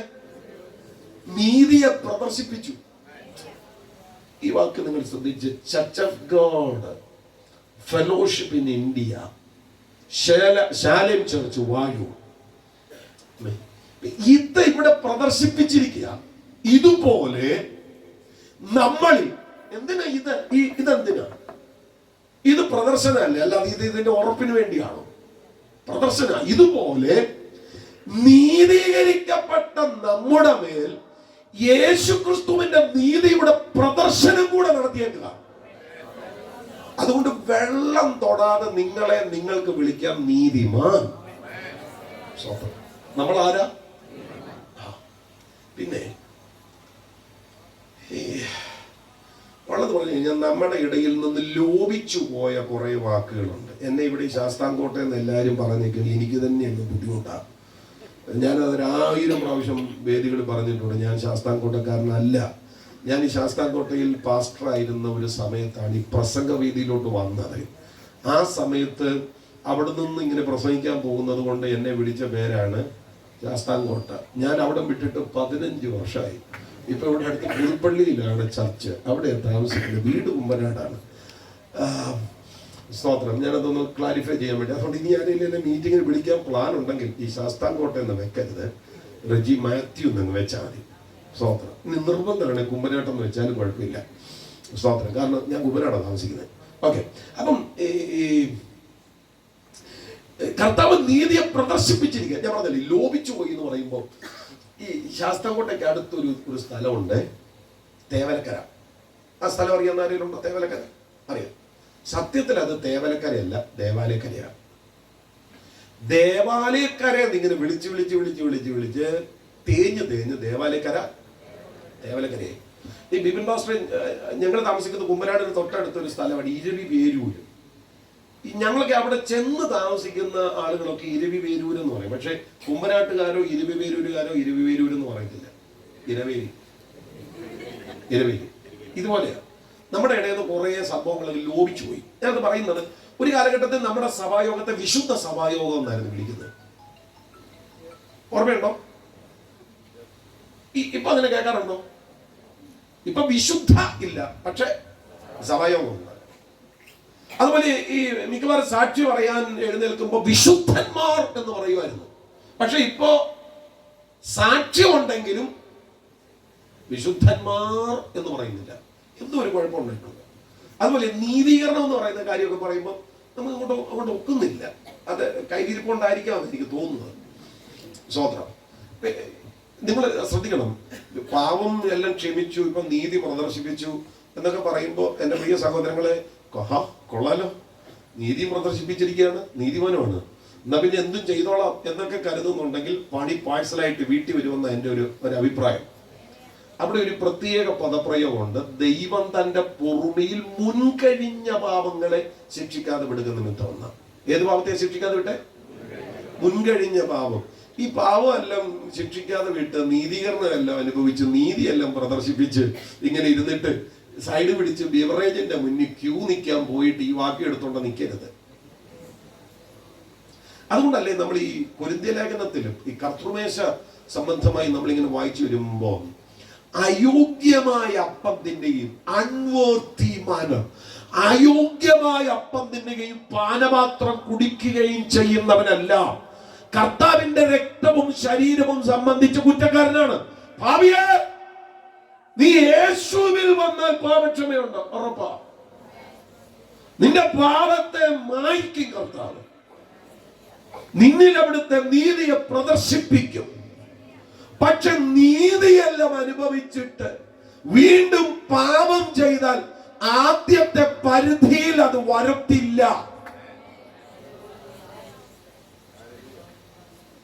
പാസ്റ്ററിനോട് പറഞ്ഞു ഒരു 11 മണിയാകുമ്പോൾ നിർത്താൻ. ഞാൻ 10:30 ആകുമ്പോഴത്തേന് നിർത്താം, കുഴപ്പമില്ലല്ലോ. കാരണം ഒത്തിരി കാര്യം പറയാനുണ്ട്. ചിലരുടെയൊക്കെ മുഖം കണ്ടിട്ട് തന്നെ എനിക്ക് പേടി നിർത്തും, വിഷമിക്കുന്നു. ഞാൻ സമയത്ത് നിർത്തും. അപ്പം എന്റെ പ്രിയരെ, ഈ പ്രസംഗിക്കുന്ന ഞാൻ പാപം ചെയ്താലും ബൈബിൾ എന്നെ വിളിക്കുന്ന പേര് പാപി എന്നാണ്. ഞാൻ വെറുതെ പറയല്ലേ കേട്ടോ. പാസ്റ്റർ വായിക്കണം കേട്ടോ, പെട്ടെന്ന് വായിച്ചോണം. യാക്കോബിന്റെ ലേഖനം 5-ാം അധ്യായം 19-20 വാക്യങ്ങൾ പെട്ടെന്നൊന്ന് വായിക്കണം, എന്നാലേ അത് മനസ്സിലാകത്തുള്ളൂ. യാക്കോബ് 5:19-20. സഹോദരന്മാരെ നിങ്ങളിൽ ഒരുവൻ സഹോദരന്മാരെ നിങ്ങളിൽ ഒരുത്തൻ. എല്ലാവരും കൂടെ പറഞ്ഞേ. ഇന്നത്തെ മീറ്റിംഗിന്റെ പശ്ചാത്തലത്തിൽ പറയാം. സഹോദരന്മാരെ, വാഴൂർ സെന്ററിലുള്ള ഒരുവൻ പിടികിട്ടിയോ? ഞാൻ ഇവിടെ വന്നപ്പോ വലിയൊരു അണ്ടാവൊക്കെ ഇരിക്കുന്നുണ്ട്. എനിക്ക് മനസ്സിലായി ലോട്ട്സപ്പോന്റെ വീഞ്ഞ് കലക്കി മാത്രമായിരിക്കും. ആണോ? അതന്നെ, പിന്നെ എന്ത്, നമ്മളിത് ഡെയിലി കാണുന്നല്ലേ. അപ്പോ ഒക്കെ ഞാൻ കഴിഞ്ഞിടയ്ക്ക് കല്യാണില്, മുംബൈ കല്യാണില്, അവിടെ ഒരു UPFന്റെ കൺവെൻഷന് പ്രസംഗിക്കാൻ ചെന്നു. അപ്പം ഇതുപോലെ ഞായറാഴ്ച സംയുക്ത ആരാധന കഴിഞ്ഞ് അപ്പം കൊടുത്തു വീഞ്ഞു കൊടുത്തോണ്ടിരിക്കുമ്പോഴും ഒരാൾ ബ്രെഡ് തിന്നു കഴിഞ്ഞില്ല. അപ്പൊ എനിക്ക് മനസ്സിലായി പുള്ളി ഒരു വലിയ പീസാണ് എടുത്തത്. പുള്ളി ഇങ്ങനെ കുറച്ച് അതിങ്ങനെ തിന്നോണ്ടിരിക്കുക, അങ്ങനെയൊക്കെ എടുത്തു കളയും. വലിയ പീസാണ് എടുക്കുന്നത്. സ്വാതന്ത്ര്യം. അതുകൊണ്ടല്ലേ പാസ്റ്റർമാർ ഈ പ്ലേറ്റിന്റെ പുറത്ത്, ഈ ബ്രെഡിന്റെ പുറത്ത് ഒരു കൈ വെക്കുന്നത്. അതിന്റെ ഇടയ്ക്കൂടെ ഒരു ശകലം എടുക്കാവും. കാരണം അല്ലെങ്കിൽ മൊത്തം എടുത്തു കളയും. ഒന്നാമത് ഒരു 12:30 ആകുന്ന സമയമാണ്, വിശന്ന് നിൽക്കുന്ന സമയം കൂടിയാണ്, എടുക്കാൻ സാധ്യതയുണ്ട്. ഈ ഫുള്ള് ബ്രെഡ് തിന്നാലും, സഹോദരന്മാരെ, നിങ്ങളിൽ ഒരുത്തൻ ഫുള്ള് ബ്രെഡ് തിന്നാലും, ബാക്കി വായിച്ച പാസ്റ്റേ, നിങ്ങളിൽ ഒരുവൻ സത്യം വിട്ട് തെറ്റിപ്പോവുകയും, ഫുള്ള് ബ്രെഡ് തിന്നുന്നവന് പക്ഷെ സത്യം വിട്ട് തെറ്റിപ്പോവുകയും അവനെ ഒരുവൻ തിരിച്ചു വരുത്തുകയും ചെയ്താൽ പാപിയെ നേർവഴിക്ക് ആക്കുന്നവൻ ആരായിരുന്നു? അയ്യോ, ആരായിരുന്നു? ആദ്യത്തെ വാക്ക് പറ. നിങ്ങളിൽ ഒരുത്തൻ. ഒന്നുകൂടെ പറ. ആരായിരുന്നു? നിങ്ങളിൽ ഒരുത്തൻ. ഈ അപ്പമൊക്കെ മൊത്തത്തിൽ തിന്നുന്നത്. സ്വതന്ത്രം. അങ്ങനെയാണല്ലോ ഈ മേശമേൽ ശേഷിക്കുന്ന അപ്പവീഞ്ഞുങ്ങൾ ആഹരിക്കാനായിട്ട് നമ്മൾ മേശയ്ക്ക് ചുറ്റും പിന്നെ അവസാനം കൂടും. ആ കൂട്ടത്തിൽ നിൽക്കുന്ന ഒരുത്തൻ. സഹോദരന്മാരെ, നിങ്ങളിൽ ഒരുത്തൻ സത്യം വിട്ട് തെറ്റിപ്പോകി അവനെ ഒരുവൻ തിരിച്ചു വരുത്തുകയും ചെയ്താൽ പാപിയെ നേർവഴിക്കാക്കുന്നവൻ. സത്യം വിട്ട് തെറ്റിപ്പോയവനെ വിശുദ്ധ പാപി എന്നൊന്നുമല്ല ബൈബിൾ വിളിക്കുന്നത്. സത്യം വിട്ട് പോകുന്നവൻ. പാസ്റ്റർ, ഞാൻ തന്ന ബൈബിളാണോ? സത്യമേ പറയുന്നു. ഞാൻ തന്നാണ്. നിങ്ങളുടെ ബൈബിളിൽ ഇത് എഴുതിയിട്ടുണ്ടോ? സഹോദരന്മാരെ, നിങ്ങളിൽ ഒരുത്തനാണ് പക്ഷെ സത്യം വിട്ട് തെറ്റിപ്പോയി, അവനെ വിളിക്കുന്ന പേരെന്താ? അപ്പൊ നീതിമാനാണോ? നീതീകരണത്തിൽ നിൽക്കണം. ഒരാമേ പറ. അതിന് പറയുന്ന വേറൊരു വാക്കാണ് റോമലേഖനം 6:22. പാപത്തിൽ നിന്ന് സ്വാതന്ത്ര്യം പ്രാപിച്ച ദൈവത്തിന്റെ ദാസന്മാരായിരിക്കൽ നിങ്ങൾക്ക് ലഭിക്കുന്ന ഫലം നീതീകരണവും, നിങ്ങൾക്ക് പാപത്തിൽ നിന്ന് സ്വാതന്ത്ര്യം പ്രാപിച്ച നീതിമാന്മാരായി തീർന്നിരിക്കാൻ നിങ്ങൾക്ക് ലഭിക്കുന്ന ഫലം വിശുദ്ധീകരണവും അതിന്റെ അന്തം നിത്യജീവനുമാകും. പാപത്തിൽ നിന്ന് സ്വാതന്ത്ര്യം പ്രാപിച്ചതിന്റെ പരിണിത ഫലമായി കിട്ടുന്നത് വിശുദ്ധീകരണമാണ്. അപ്പൊ നീതീകരിക്കപ്പെട്ടവൻ വിശുദ്ധീകരണം എന്ന് പറയുന്ന പ്രോസസ്സിനകത്തോട്ട് കയറുക കേട്ടോ. ഈ വിശുദ്ധീകരണം എന്ന് പറയുന്നത് ഒരു കണ്ടിന്യൂയിങ് പ്രോസസ്സാണ്. അതിന്റെ എൻഡ് എന്ന് പറയുന്ന നിത്യജീവനാണ്. എന്നെ പ്രിയപ്പെട്ടവരെ, 10 കൺവെൻഷന് പ്രസംഗിക്കാൻ അവസരം കിട്ടിയത് കൊണ്ട് ഞാൻ സാങ്ക്ടിഫിക്കേഷനിൽ സമ്പൂർണ്ണമാകുന്നില്ല. 14 ലേഖനം എഴുതിയ പൗലോസ് പറഞ്ഞു, ലഭിച്ചു കഴിഞ്ഞൊന്നോ തികഞ്ഞവനായി ഒന്നും അല്ല, പിടിക്കാമോ എന്ന് വെച്ച് ഓടുന്നതേ ഉള്ളൂ. അപ്പൊ സാങ്ക്ടിഫിക്കേഷൻ അതിന്റെ പൂർണ്ണതയിൽ എത്തുന്നത് അവസാനത്തെ വലിച്ച് നിർത്തുമല്ലോ, അപ്പോഴാണ് സാങ്ക്ടിഫിക്കേഷൻ അതിന്റെ പൂർണ്ണതയിൽ എത്തുന്നത്. അങ്ങനെയല്ല എഴുതിയിരിക്കുന്നത്. റോമലേഖനം 22-ാമത്തെ വാക്യം. എന്നാൽ ഇപ്പോൾ പാപത്തിൽ നിന്ന് സ്വാതന്ത്ര്യം പ്രാപിച്ച് ദൈവത്തിന് ദാസന്മാരായിരിക്കാൻ നിങ്ങൾക്ക് ലഭിക്കുന്ന ഫലം വിശുദ്ധീകരണവും. നിങ്ങൾക്ക് ലഭിക്കുന്ന ഫലം വിശുദ്ധീകരണം. അപ്പം നീതീകരിക്കപ്പെട്ടാൽ പിന്നെ നമ്മൾ എങ്ങോട്ടാ കയറുന്നത്? വിശുദ്ധീകരണത്തിലേക്കാ. അതിന് പകരം വിശുദ്ധീകരണത്തിൽ തുടരേണ്ടുന്നവൻ അശുദ്ധിയിലേക്ക് പോയാൽ അവനെ പിന്നെ വിളിക്കുന്ന പേരെന്നാ? പാപി. രാമൻ പറഞ്ഞേ, മനസ്സിലാവുന്നുണ്ടോ?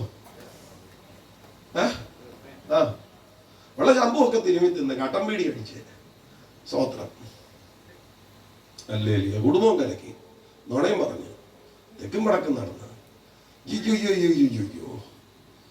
സ്വോത്രം.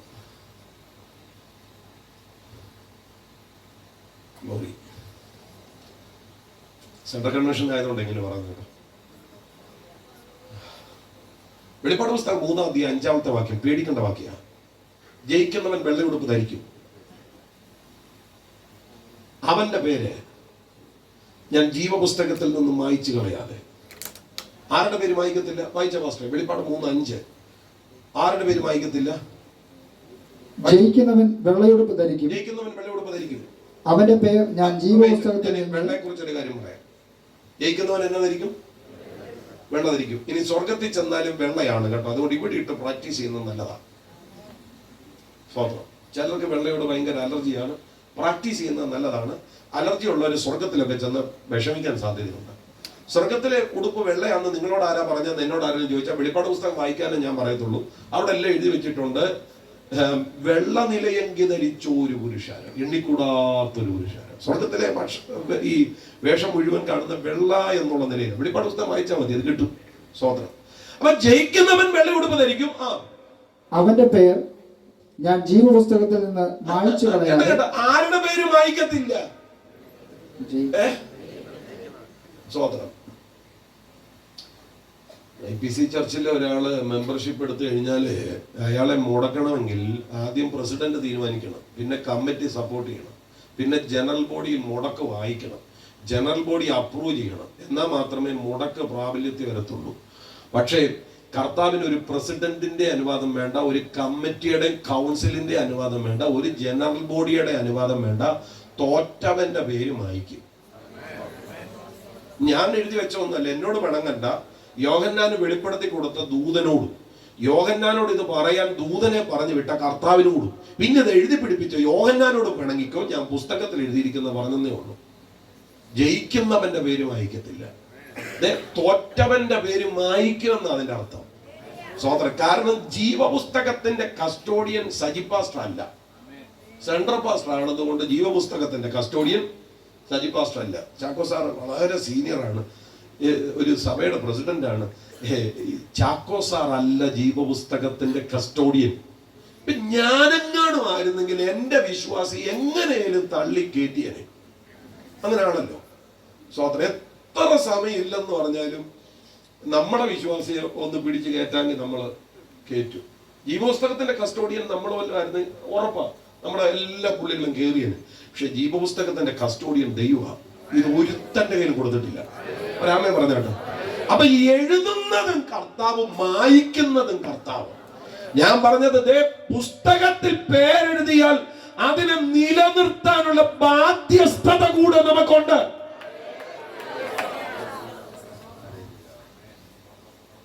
സ്വോത്രം.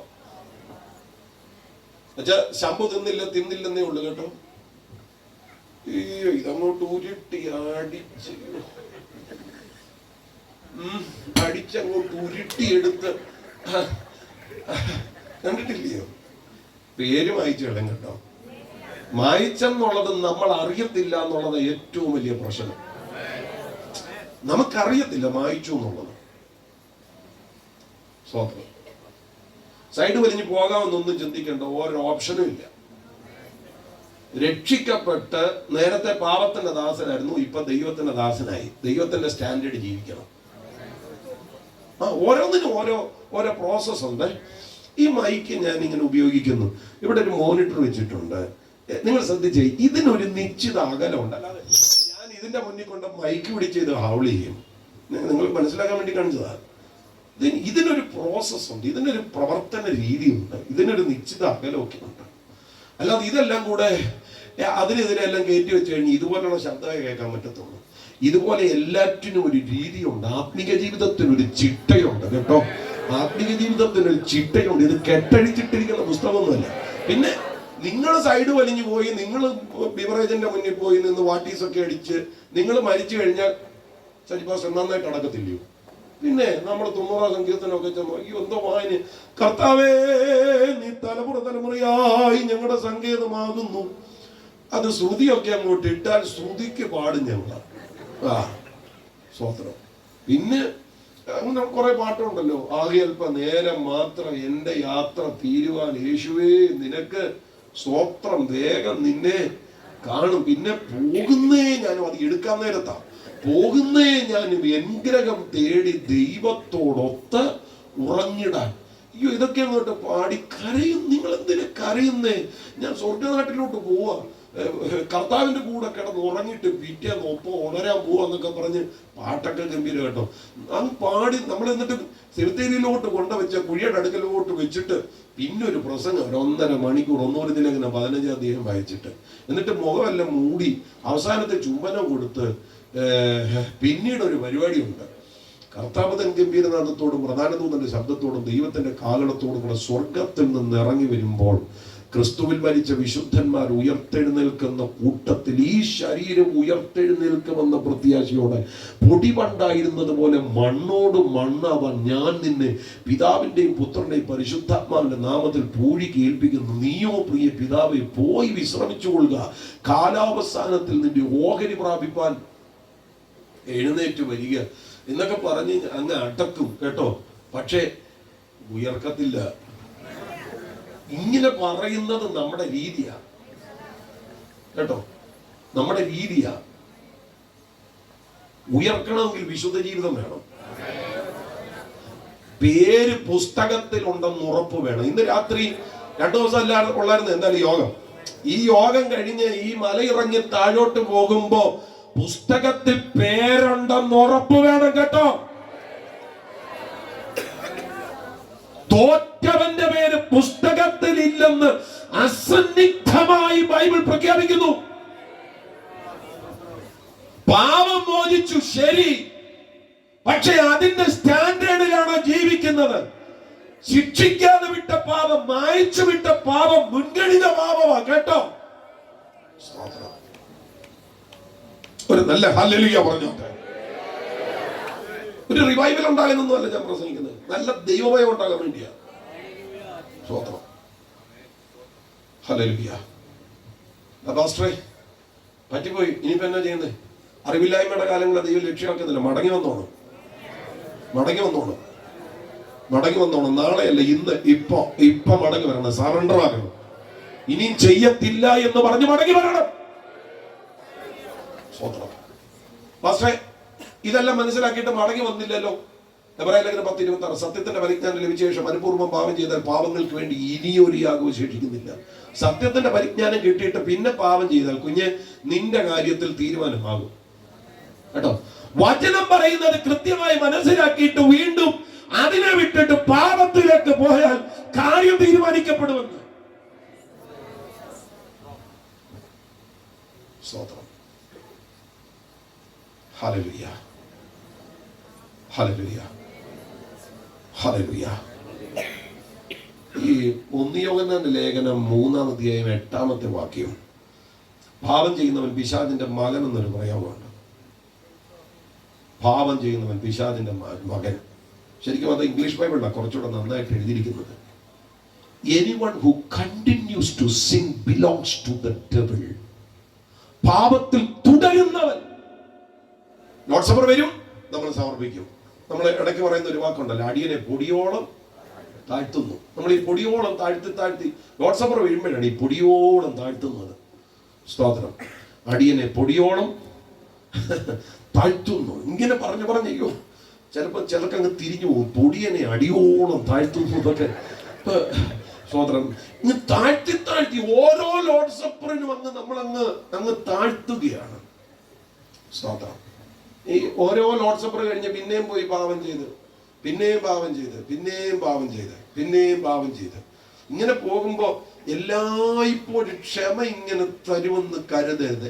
Anyone who continues to sin belongs to the devil.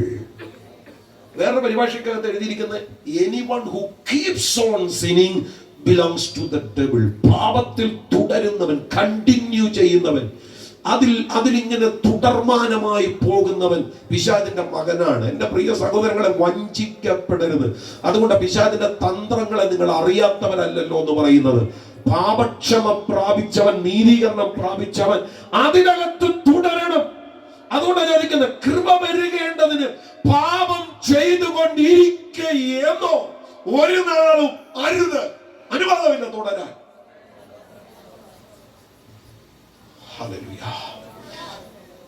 അപ്പം നമ്മൾ നീതീകരിക്കപ്പെട്ടവരാ. ആ നീതീകരണം ഒന്ന് ക്ലാരിഫൈ ചെയ്യാൻ വേണ്ടി ഞാൻ പറഞ്ഞതാ. ഇത് പറഞ്ഞില്ലെങ്കിൽ ചിലർക്ക് പാപം ചെയ്യാനുള്ള ഒരു പ്രേരണയുണ്ട്. ക്ഷമിച്ചല്ലോ, നീതിയും പ്രദർശിപ്പിച്ചു, ഇനിയിപ്പോ എന്നതാ. അങ്ങനല്ല. ഈ സ്റ്റാൻഡേർഡിൽ തുടരണം കേട്ടോ. ഈ സ്റ്റാൻഡേർഡിൽ തുടരണം. ഹല്ലേലൂയ. അങ്ങനെ ഈ പ്രസംഗകരുടെ പ്രസംഗം ഒരു വേദിയിലൊക്കെ ഒന്ന് നാടൻ ഭാഷ പറഞ്ഞ നമ്മൾ പറയത്തില്ലോ, പ്രസംഗം ചീറ്റിപ്പോയി. ഒരു വേദിയിലൊക്കെ ചീറ്റിപ്പോകുന്ന ദൈവത്തിന്റെ കാര്യപരിപാടിയുടെ ഭാഗമാണ്. അത് നിങ്ങൾക്ക് മനസ്സിലാകത്ത, ഞങ്ങൾക്ക് മനസ്സിലാകും. എന്തിനാണെന്നറിയോ? സ്തോത്രം. എല്ലാ വേദികളും ഒരുപാട് സക്സസ് ആകുകയാണെങ്കിൽ ഈ പുള്ളി അഹങ്കാരിയായി പോകത്തില്ലേ? ഈ ചില മീറ്റിങ്ങുകളൊക്കെ പരാജയപ്പെടണമെന്ന്. അപ്പൊ ഒരു 21, ഒരു കരച്ചിൽ, ഒരു ബഹളം, ഒരു പ്രാർത്ഥന. അന്ന് രാത്രി ഉറങ്ങത്തില്ല. പ്രസംഗം പരാജയപ്പെട്ടാൽ ഉറങ്ങത്തില്ല. അന്ന് രാത്രി പ്രാർത്ഥനയാണ്. എൻ്റെ ദൈവമേ എന്നൊക്കെ ഒരു വിളിയൊക്കെ ഉണ്ട്. പ്രാണൻ കയ്യിൽ പിടിച്ചൊരു പ്രാർത്ഥനയാണ്. ദൈവത്തിന്റെ ബാലൻസിങ്. ഞാൻ പറയാം, എൻ്റെ പ്രിയപ്പെട്ടവരെ, ഹല്ലേലൂയ, സ്തോത്രം. ദൈവം നമ്മളെ ശരിക്കും ബാലൻസ് ചെയ്യണം. ഇങ്ങനെ ഒരു ബാലൻസിങ്ങിൽ പോകണം ക്രിസ്തീയ ജീവിതം. ആമേൻ. അപ്പം നമ്മൾ ആരാണെന്നാ പറഞ്ഞേ? നീതിമാന്മാരാ. ഒന്നുകൂടെ പറഞ്ഞേ. ഇവിടെ കർത്താവ് വിളിച്ചിരിക്കുന്ന പേര് കൊണ്ട് എന്റെ നീതിമാൻ. ഒന്നുകൂടെ പറഞ്ഞേ. ആരാ? ഒന്നുകൂടെ പറ. എന്റെ നീതിമാൻ. മാസ്റ്ററെ ഫോൺ എന്താ മാസ്റ്ററെ? ഐഫോൺ ആണേ. ഒന്ന് ഫോൺ ചെയ്യാൻ ഇത് എടുക്കുന്നതിനകത്ത് പാസ്റ്റർക്ക് ഒരു വിരോധവും കാണില്ല.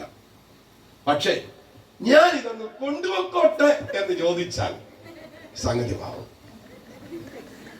ഇതുകൊണ്ടൊന്ന് ഫോൺ ചെയ്യുന്നതിന് കുഴപ്പമൊന്നുമില്ല. പക്ഷേ എനിക്കിത് തരത്തില്ല. കാരണം മുടക്ക് ദേവദാസന്റേതാണ്. എന്റെ ഫോൺ, എന്റെ ഒന്ന് പറഞ്ഞു പോയിക്കേ. എന്റെ ഒന്നുകൂടെ പറഞ്ഞു. അതിനകത്തൊരു സ്വാർത്ഥതയില്ലേ? പറഞ്ഞു പോയിക്കേ. എന്റെ. ഞങ്ങളെ മിക്കവാറും ഈ പേന കൊണ്ടുപോകാതെ പോകും കേട്ടോ. അപ്പൊ ചിലപ്പോ ഞങ്ങൾ ഈ സ്റ്റേജിൽ ഇരുന്ന് ഈ പേരൊക്കെ എഴുതാനായിട്ട് പേന ചോദിക്കും. മിക്കവാറും പാസ്റ്റേഴ്സ് ക്യാപ്പ് ഒരു കൈ പിടിച്ചിട്ട് പേന വായിക്കണം എന്ന് പറഞ്ഞ ക്യാപ്പും കൂടെ കൊടുത്താൽ ഇരിയാൻ ഇതും കൊണ്ട് പോയാൽ കാര്യം 5 രൂപയുടെ പേനയാണ്. പക്ഷെ എന്റെ, അതാണ് ഇവിടുത്തെ എന്റെ പേന 5 രൂപയുടെ പേനയാണ്. പക്ഷെ എന്റെ ഇതിനകത്തൊരു സ്വാർത്ഥതയുണ്ട്, ഒരു മുതൽ മുടക്കുണ്ട്. എന്റെ, ചെറുതോ വലുതോ എന്തോ ആകട്ടെ, എന്റെ. ഹല്ലേലൂയ. ഇതുപോലെ കർത്താവ് പറയുന്നത് നീതിമാൻ എന്നല്ല, എന്റെ നീതിമാൻ. കർത്താവ് നമ്മളെ വിളിക്കുക നമ്മൾ ആരാണ്? എന്റെ നീതിമാൻ. ഒന്നുകൂടെ പറഞ്ഞേ, നമ്മൾ ആരാണ്? എന്റെ നീതിമാൻ. എന്റെ നീതിമാൻ. നിങ്ങൾക്ക് ഒന്നാമത്തെ വാക്ക് മനസ്സിലായെന്ന് ഞാൻ കരുതുന്നു. എന്റെ നീതിമാൻ. അടുത്ത വാക്കുണ്ടോ? വിശ്വാസത്താൽ ജീവിക്കും. എന്നാ? എന്റെ നീതിമാൻ വിശ്വാസത്താൽ ജീവിക്കും. ഞാൻ അതിനെ 3 പാർട്ടായിട്ട് തിരിച്ചു പറയാം. 1, വിശ്വാസം കൊണ്ട് ജീവിക്കും. 2, വിശ്വാസത്തിൽ ജീവിക്കും. 3, വിശ്വാസത്തിനു വേണ്ടി ജീവിക്കും. പക്ഷേ വിശ്വാസം കൊണ്ട് ജീവിക്കുമെന്ന് പറഞ്ഞാൽ അർത്ഥം എന്നാ പറയാം? ഹല്ലേലൂയ.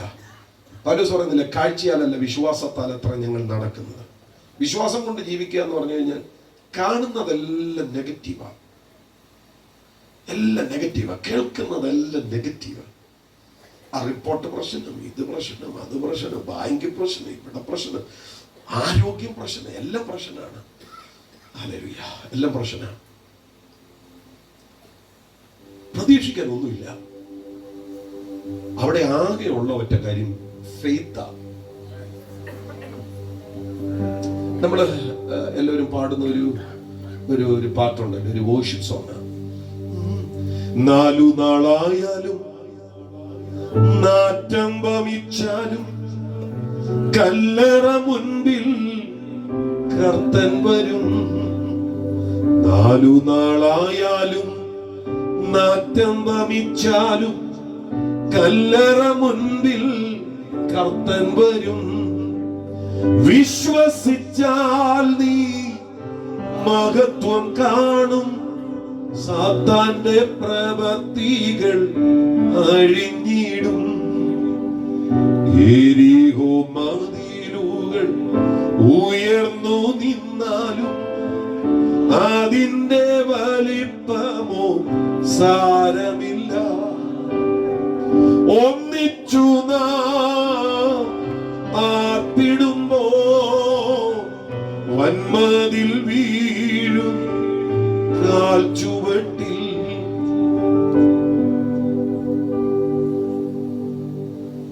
മറിയ എന്നാ കാണുന്നേ?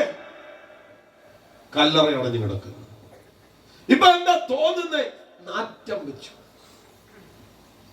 പ്രതീക്ഷയ്ക്ക് വല്ല വകയുണ്ടോ? ഒരു വകയില്ല. ഈ നാറ്റം വെച്ചു എന്ന് പറയുന്നത് നാറ്റം അടിച്ചു കാണും. അതുകൊണ്ടാണ് ഇന്നത്തെ സെല്ലാർ പോലും ഒന്നും അല്ലല്ലോ. അന്നത്തെ കല്ലേലല്ല ഈ കല്ലറ ഉണ്ടാക്കിയിരിക്കുന്നത്, കല്ലുകൊണ്ടല്ലേ അടച്ച്. എയർ ടൈറ്റ് ഒന്നുമല്ല. 4 ദിവസമായ നാറ്റം വരും. സ്വാതന്ത്ര്യം. ഈ ഒരിക്കലും ഞങ്ങളുടെ ചർച്ചിലെ ഒരു മെഡിസിൻ പഠിക്കുന്ന ഒരു കുട്ടി, അവനെ ഈ ഓട്ടോപ്സി പോസ്റ്റ്മോർട്ടം ചെയ്യാൻ വേണ്ടി പോയി, കോഴ്സിന്റെ ഭാഗമായിട്ട്. അപ്പൊ പോസ്റ്റ്മോർട്ടം കഴിഞ്ഞിട്ട് അവൻ തിരിച്ചു വന്നു. എന്നോട് പറഞ്ഞു, പാസ്റ്ററെ ഈ ആഴ്ച ഭയങ്കര പ്രശ്നമായിരുന്നു, എല്ലാം പോസ്റ്റ്മോർട്ടം ഒക്കെ ആയിരുന്നു. ഞാൻ ചോദിച്ചു എന്താണ് പാസ്റ്റർ? 3 ബോഡിയാണ് ഞങ്ങൾ പോസ്റ്റ്മോർട്ടം ചെയ്തത്. ഒന്ന് 7 ദിവസമായ ഒരു ബോഡിയാണ്, മറ്റേത് മരിച്ച ഉടനെ ഉള്ള ഒരു ബോഡിയാണ്. ഞാൻ ചോദിച്ചു എന്നിട്ട് എന്താ നിനക്ക് ഫീൽ ചെയ്തേ? അപ്പൊ അവനോട് പറയാം, പാസ്റ്റർ ഈ മരിച്ചു കഴിഞ്ഞാൽ ശരീരത്തിന്റെ മണം മാറും. അത് ശരിയാ, അതിനെ ഈ സ്പ്രേ അടിക്കുന്നത്. നമ്മൾ ചിന്തിക്കുന്ന അപ്പച്ചനോട് വലിയ സ്നേഹമായി, എന്തായാലും പോവാ, എന്നാൽ പിന്നെ 2 കുപ്പി സ്പ്രേ ഇരിക്കട്ടെന്ന് ഓർത്ത്. അതല്ല, ഈ മണം അടിക്കും. അതാ ഇടയ്ക്കിടയ്ക്ക് ഞങ്ങളൊക്കെ അടുത്ത് നിൽക്കുന്നില്ല, അറിയാം. അപ്പോ മരിച്ചാൽ മണം മാറും. 3 ദിവസമായാൽ അതിന്റെ സാധാരണ ജൈവ പ്രക്രിയക്കകത്തേക്ക് ശരീരം പോയാൽ കണ്ണ് മെൽറ്റാകും. ഈ കണ്ണ്, തലച്ചോറ്, ഇന്റേണൽ ഓർഗൻസ് എല്ലാം മെൽറ്റാകും, ദ്രവിച്ചു തുടങ്ങും. ഇത് ദ്രവിക്കാൻ തുടങ്ങിയാൽ മണം വരുമെന്നേ. യേശു കല്ലറയ്ക്ക് ചെന്ന 4-ാം ദിവസമാണ്. അപ്പം നാറ്റം വെച്ചു തുടങ്ങി എന്ന് പറഞ്ഞാൽ നാറ്റം അടിച്ചു. എന്റെ ചിന്തയിൽ മറിയ മൂക്ക് കുത്തി പിടിച്ചേക്കുക. നാറ്റം വെച്ച് തുടങ്ങി, നാറ്റം വെച്ച് തുടങ്ങി. അവിടെ കർത്താവ് പറയുന്നുണ്ട്, അതൊക്കെ ശരിയാ, വിശ്വസിച്ചാൽ. അതാ വിശ്വാസം കൊണ്ട് ജീവിക്കുക എന്ന് പറഞ്ഞാൽ. ഇതിൽ പരം വേറൊരു കാര്യം ഇല്ലല്ലോ. വിശ്വസിച്ചാൽ നീ ദൈവത്തിന്റെ മഹത്വം കാണും. ഇങ്ങനെയുള്ള സന്ദർഭങ്ങളിൽ വിശ്വാസം കൊണ്ട് ജീവിക്കും. സംഗതി മുഴുവൻ നെഗറ്റീവാണ്, പക്ഷെ അതിന്റെ നടുവിലും ദൈവം എന്നെ സഹായിക്കുമെന്നുള്ള ഒരു ബോധ്യമാണ്.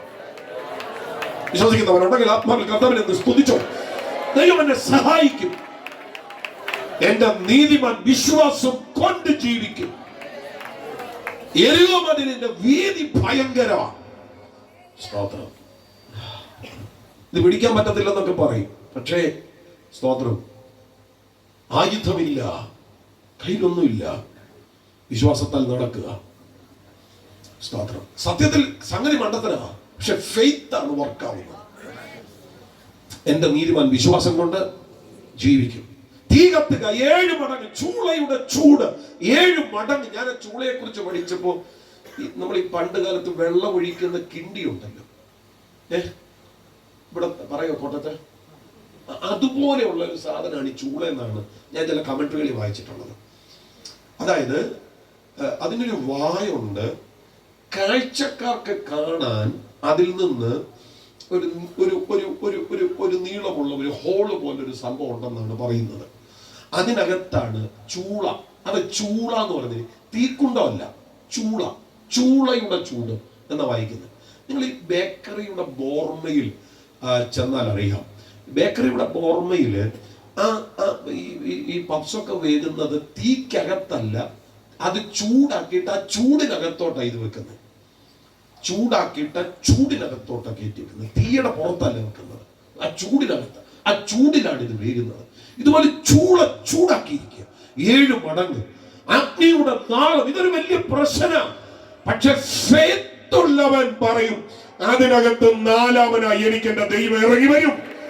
ഇത് പറയുന്നത് എന്റെ നീതിമാൻ വിശ്വാസം കൊണ്ട് ജീവിക്കും. ഇന്ന് രാത്രി സാഹചര്യം മുഴുവൻ നെഗറ്റീവ് ആണെങ്കിൽ, ഫെയ്ത്ത് ഉണ്ടെങ്കിൽ നിന്റെ ഫെയ്ത്ത് നിന്നെ പുറത്തു കൊണ്ടുവരും. ശബ്ദം ഉയർത്തി ഒരു ഹല്ലേലൂയ പറഞ്ഞാണ്. ഹല്ലേലൂയ. ഞാൻ 2013 മുതൽ ചർച്ചകൊണ്ട ഞങ്ങൾ കൺവെൻഷനിലെ കീ ടൈമിൽ പ്രസംഗിക്കുന്ന ഒരാളാണ്. പക്ഷേ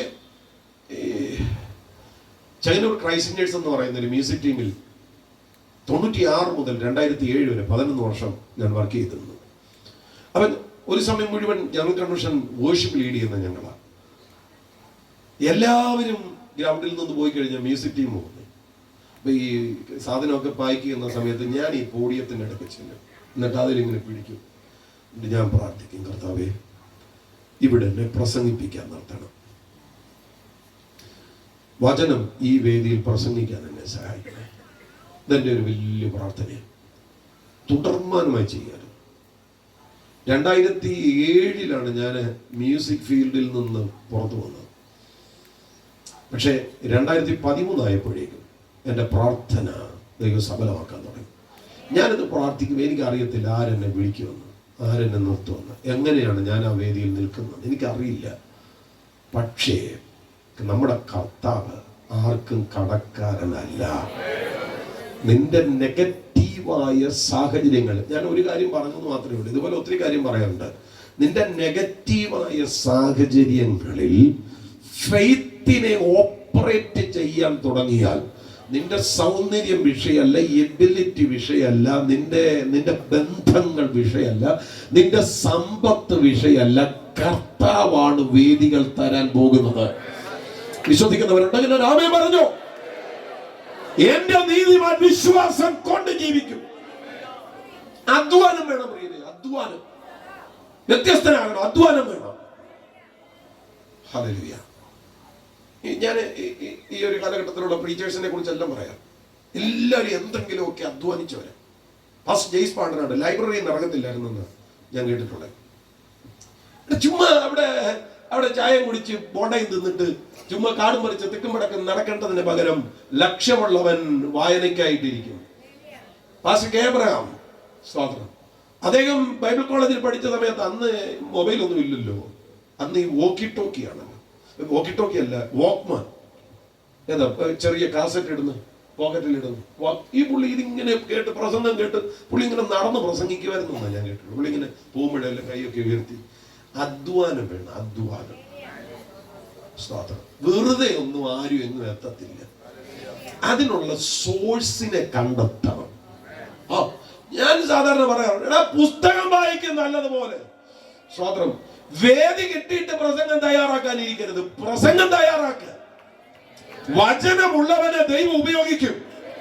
പിടിയിട്ടുണ്ടെങ്കിൽ രാമേ പറ. വേദി കിട്ടിയിട്ട് പ്രിപ്പയർ ചെയ്യാൻ വേണ്ടി ഇരിക്കരുത്.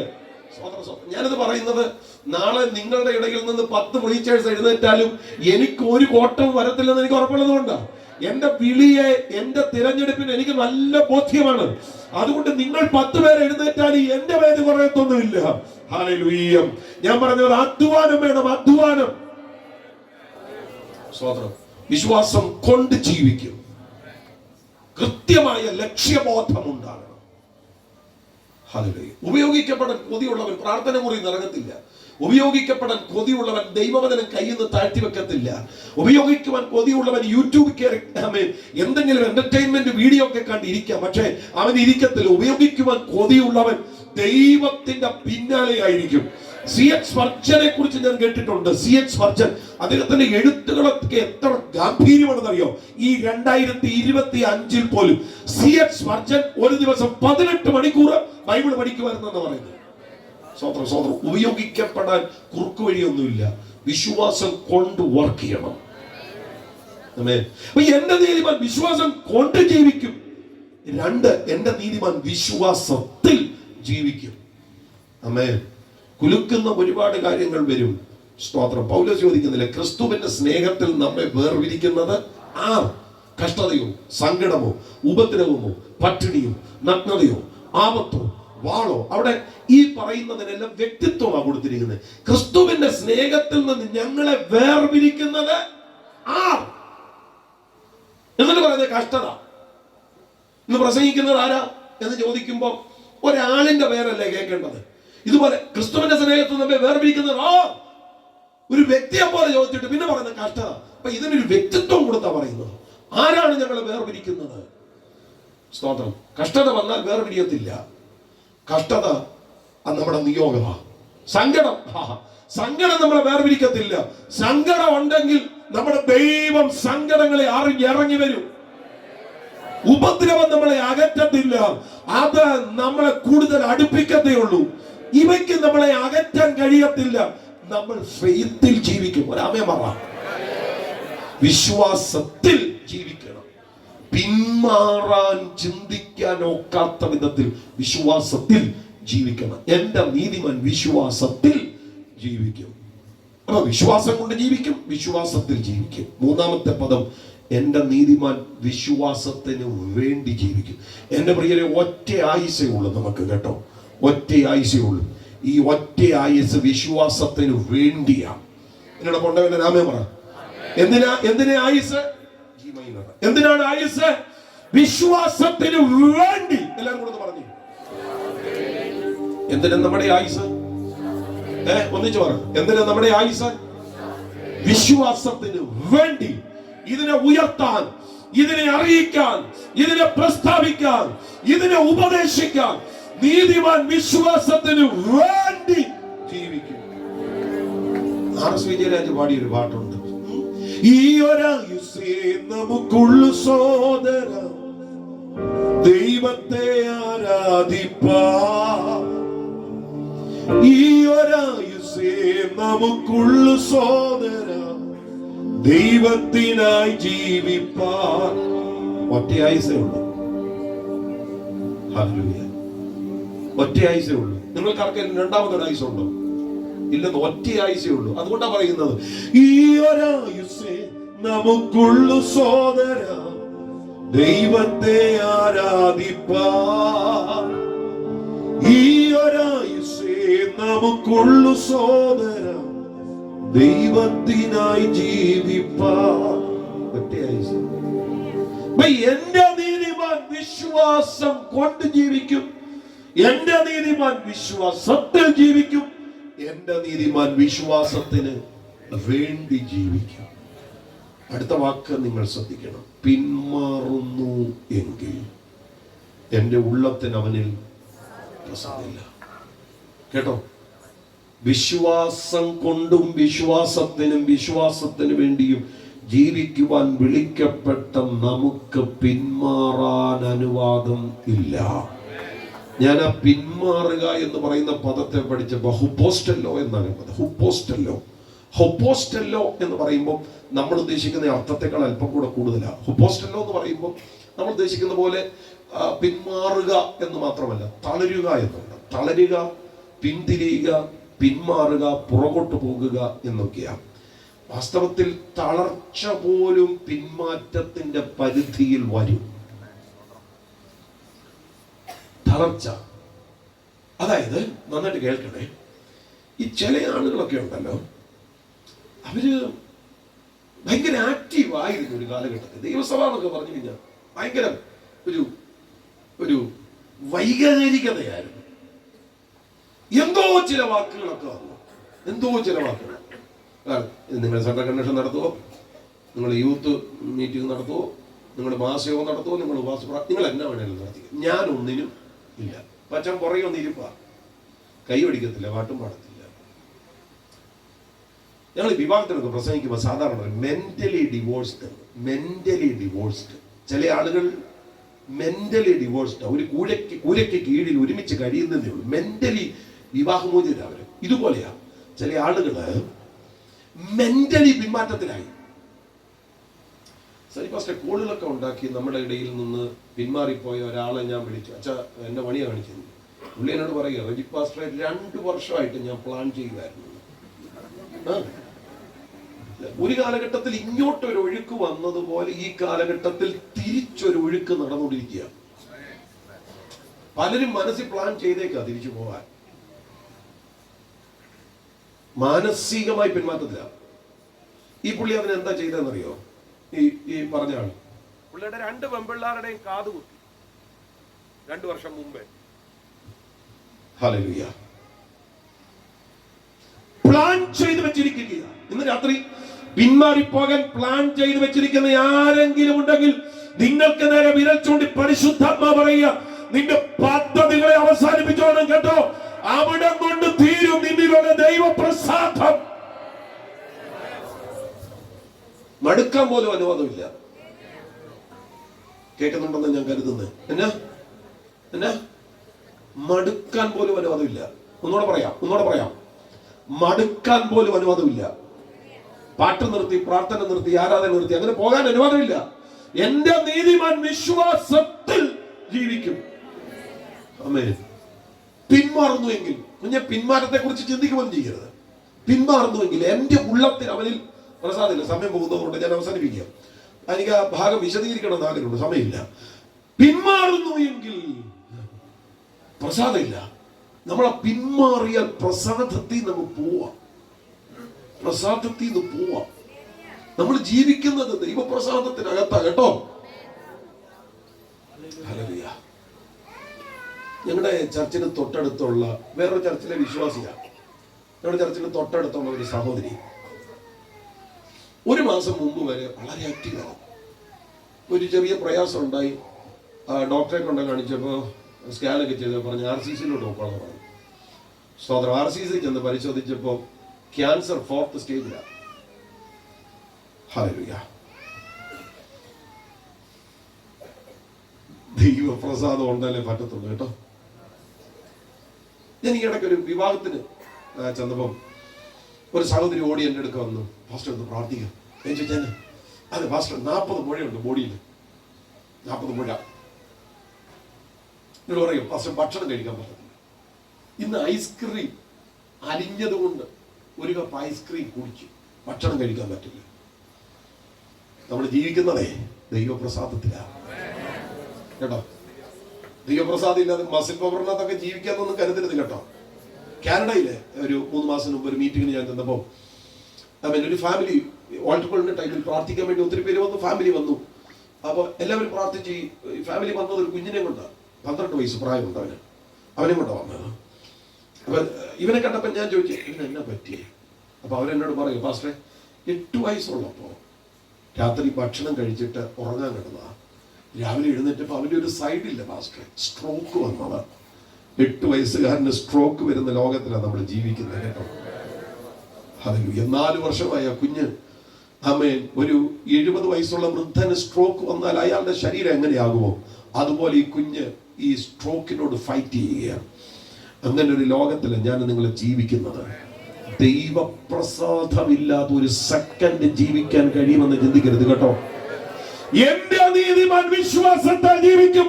പിന്മാറുന്നു എങ്കിൽ എന്റെ ഉള്ളത്തിന് അവനിൽ പ്രസാദം ഇല്ല. അടുത്ത വാക്കുണ്ട്, നാമോ നാശത്തിലേക്ക് പിന്മാറുന്നവരുടെ കൂട്ടത്തിലല്ല. വായു സെന്ററിൽ പിന്മാറ്റമല്ല, മുന്നേറ്റമാണ് ഉണ്ടാകേണ്ടത്. പിന്മാറിയാൽ നാശത്തിലേക്കാ പോകുന്നത്, നാശത്തിലേക്ക്. യൂദയെ വിളിച്ച പേരെന്താ? നാശയോഗ്യൻ. ഈ നാശയോഗ്യൻ എന്ന പേര് ആർക്കുള്ളതാണെന്ന് അറിയാമോ? ആന്റിക്രൈസ്റ്റിനുള്ളതാണ്. നാശയോഗ്യനും അധർമ്മമൂർത്തിയും എന്ന ആന്റിക്രൈസ്റ്റിനെ വിളിക്കുന്നത്. അയ്യോ, ആ വിളിപ്പേര് നമ്മുടെ മേൽ വീഴരുത് കേട്ടോ.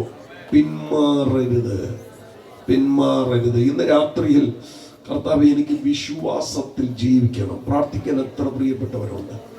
എനിക്ക് വിശ്വാസത്തിൽ ജീവിക്കണം, എനിക്ക് വിശ്വാസത്തിൽ ജീവിക്കണം. ഈ പുസ്തകം ഉണ്ടല്ലോ, അബ്സല്യൂട്ട് ട്രൂത്ത് ആണ്. ഞാൻ ഒന്നുകൂടെ പറയാം, ഈ പുസ്തകം ഉണ്ടല്ലോ, എന്താണ്? അബ്സല്യൂട്ട് ട്രൂത്ത് ആണ്. ഇതറിയാൻ ദൈവം നമുക്ക് ഭാഗ്യം തന്നിരിക്കുക. ഇതറിഞ്ഞതുകൊണ്ട് ഈ ഫെയ്ത്തിനകത്തു വേണം ജീവിക്കാൻ.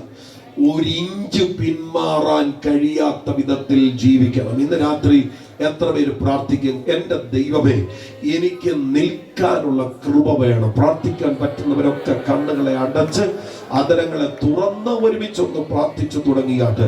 എല്ലാവരും ചേർന്ന് ഒരുമിച്ച് പ്രാർത്ഥിച്ചു തുടങ്ങിയാട്ട്.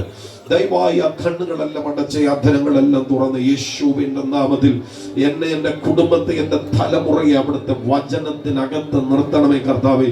പിന്മാറ്റത്തിന്റെ ലാഞ്ചന പോലുമില്ലാതെ ദൈവകൃപയ്ക്കകത്ത് ജീവിക്കുവാനുള്ള കരുത്തും കൃപയും പരിശുദ്ധാത്മാവ് എനിക്ക് തരണമേ. പ്രാർത്ഥിക്കുവാൻ കഴിയുന്നവർ പരിസരം മറന്ന് ഒരുമിച്ച് പ്രാർത്ഥിച്ച് നിങ്ങൾ അങ്ങനെ പ്രാർത്ഥിച്ചാൽ അങ്ങനെ ഒരു പകർച്ചയെ ദൈവത്തിന്റെ ആത്മാവ് ഇന്ന് രാത്രി നിങ്ങളുടെ മേൽ പകരാൻ തുടങ്ങുന്നു.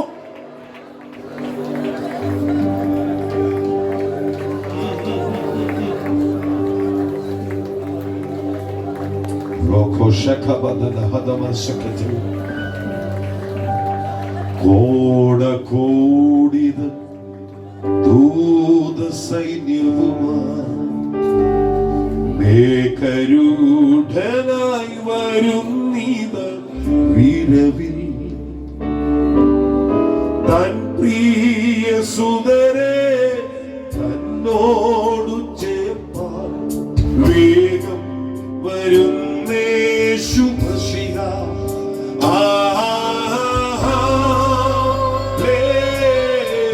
പാടുക.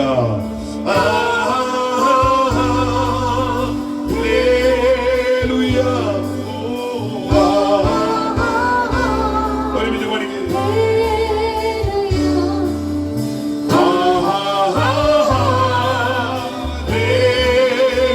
ശബ്ദമുയർത്തി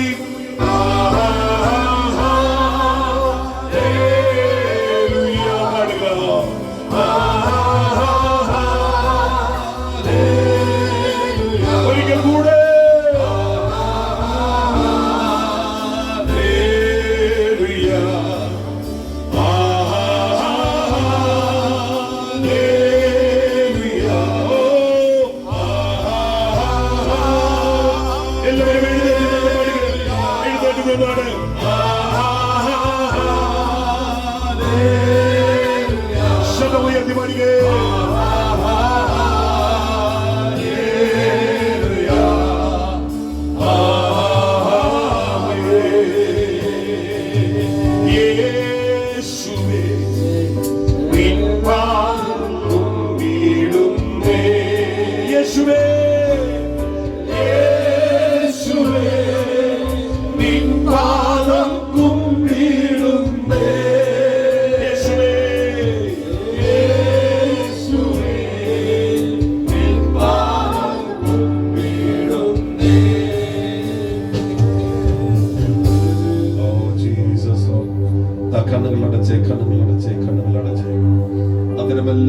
ആദരമെല്ലാം തുറന്ന് ഒരുമിച്ചൊന്ന് പ്രാർത്ഥിച്ച് ഒരുമിച്ചൊന്ന് പ്രാർത്ഥിച്ച് ഇന്ന് രാത്രി ഒരു വലിയ പകർച്ച ഈ ഗ്രൗണ്ടിൽ, ഈ പന്തലിന്റെ കീഴിൽ ഇവിടെ വന്നിരിക്കുന്ന സകലമാന പ്രിയപ്പെട്ടവരുടെ മേലും ഉണ്ടാകട്ടെ. എല്ലാവരും ചേർന്ന് പ്രാർത്ഥിച്ചാൽ ഈ വചനത്തെ നിങ്ങളുടെ മനസ്സിൽ പതിയത്തക്ക വിധത്തിൽ വളരെ ശാന്തമായി ബോധ്യമാകത്തക്ക വിധത്തിലാണ് ഞാൻ ഈ വചനം പറഞ്ഞത്. ആ ഓരോ വാക്കുകളും ഒന്ന് പറയാൻ പറ്റുമെങ്കിൽ ഒന്ന് റിപ്പീറ്റ് ചെയ്തൊന്ന് പ്രാർത്ഥിച്ചു, ഒന്ന് പറഞ്ഞ് നീതിമാനായി തന്നെ നീതിമതിയായി ജീവിക്കുവാനുള്ള കൃപ എനിക്ക് തരണമേ.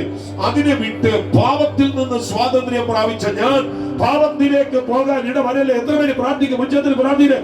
ചില പറ്റുകളൊക്കെ പറ്റിയിട്ടുണ്ട്, ചില പരാജയങ്ങൾ, ചില വീഴ്ചകളൊക്കെ പറ്റിയിട്ടുണ്ട്. പക്ഷേ എന്റെ ദൈവമേ, കൃപയിൽ നിൽക്കുവാനുള്ള കരുത്ത് എനിക്ക് തരണം.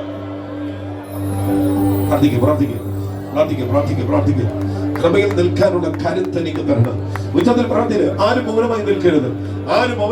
നിങ്ങൾ അല്പമെങ്കിലും ദൈവവചനത്തെ ഭയപ്പെടുന്ന ഒരാളാണെങ്കിൽ, നിങ്ങൾ ദൈവ സാന്നിധ്യത്തെ ബഹുമാനിക്കുന്ന ഒരാളാണെങ്കിൽ ഇന്ന് രാത്രി ഉറക്കെ പ്രാർത്ഥിക്കണം.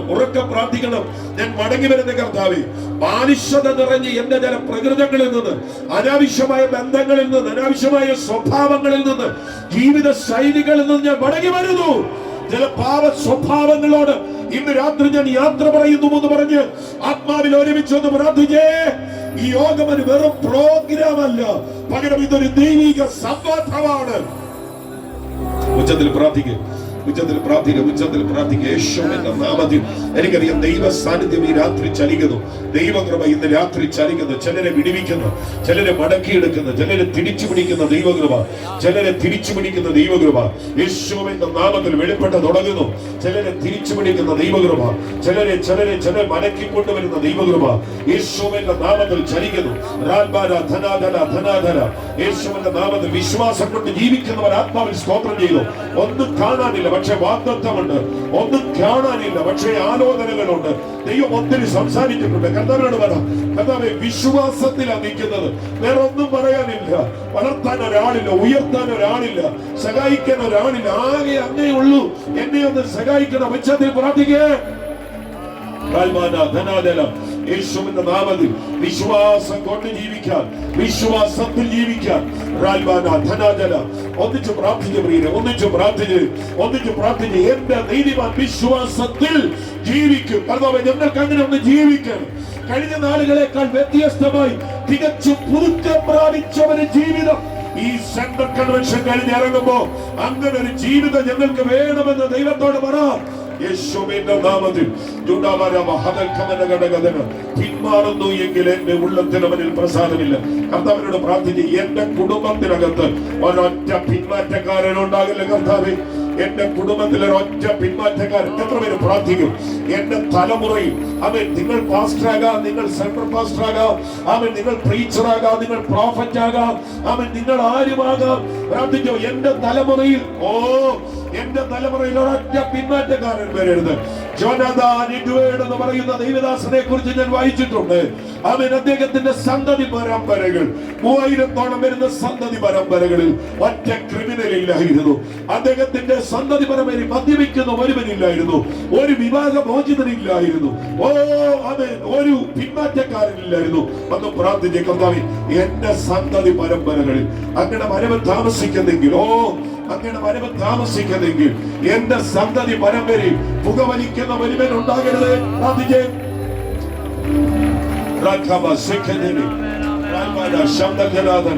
യേശുവിന്റെ നാമത്തിൽ എത്ര പേര് പ്രാർത്ഥിക്കും? പുകവലിക്കുന്ന ഒരുവൻ എന്റെ സന്തതി പരമ്പരയിൽ വരരുത്. ഉച്ചത്തിൽ പ്രാർത്ഥിച്ചേ. എന്റെ സന്തതി പരമ്പരയിൽ പുകവലിക്കുന്ന ഒരുവൻ വരരുത്. എന്റെ സന്തതി പരമ്പരയിൽ മദ്യപിക്കുന്ന ഒരുവൻ വരരുത്. യേശുവിന്റെ നാമത്തിൽ. ആമേൻ. AI ജനറേഷന് ഇന്ന് നമുക്കുള്ളത്. കാലം ഇനിയും ഉണ്ടെങ്കിൽ ഇനിയും സ്ഥിതി മാറും കേട്ടോ. ഇനി സ്ഥിതി മാറും. വളരെ വേഗത്തിൽ അവൻ തലമുറ മാറുകയാണ്.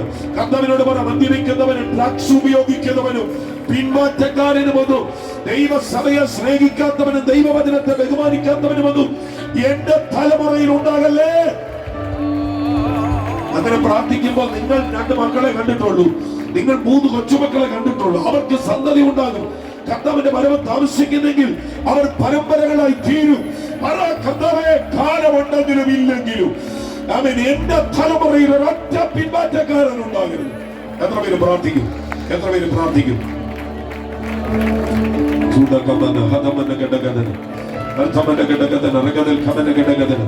എന്റെ സന്തതി പരമ്പരയിൽ ഒറ്റ പിന്മാറ്റക്കാരൻ ഉണ്ടാകരുത്. ഈ സെന്ററിനോടുള്ള ബന്ധത്തിൽ അങ്ങനെ ഒന്ന് പ്രാർത്ഥിച്ച പ്രിയര്, യേശുവിൻ ഒറ്റ പിന്മാറ്റക്കാരൻ ഉണ്ടാകരുത്. ദൈവകൃപ വിട്ടുപോകുന്ന ഒരുവനും ഉണ്ടാകരുത്. ഹല്ലേലൂയ. കരമടിച്ച് നമ്മളൊന്ന് ആരാധിക്കാൻ പോകുകയാണ്. എല്ലാവരും കൂടെ ചേർന്ന് ശക്തിയോടെ ഞാൻ ഒട്ടും പിന്മാറുകില്ല, വിശ്വാസ ചുവടുകൾ മുന്നോട്ട് മുന്നോട്ട്. ഞാൻ ഒട്ടും മുന്നോട്ട് മുന്നോട്ട്. ഓ ആരെല്ലാം എതിർത്താലും എന്തെല്ലാം ഭവിച്ചാലും പിന്മാറുകില്ല.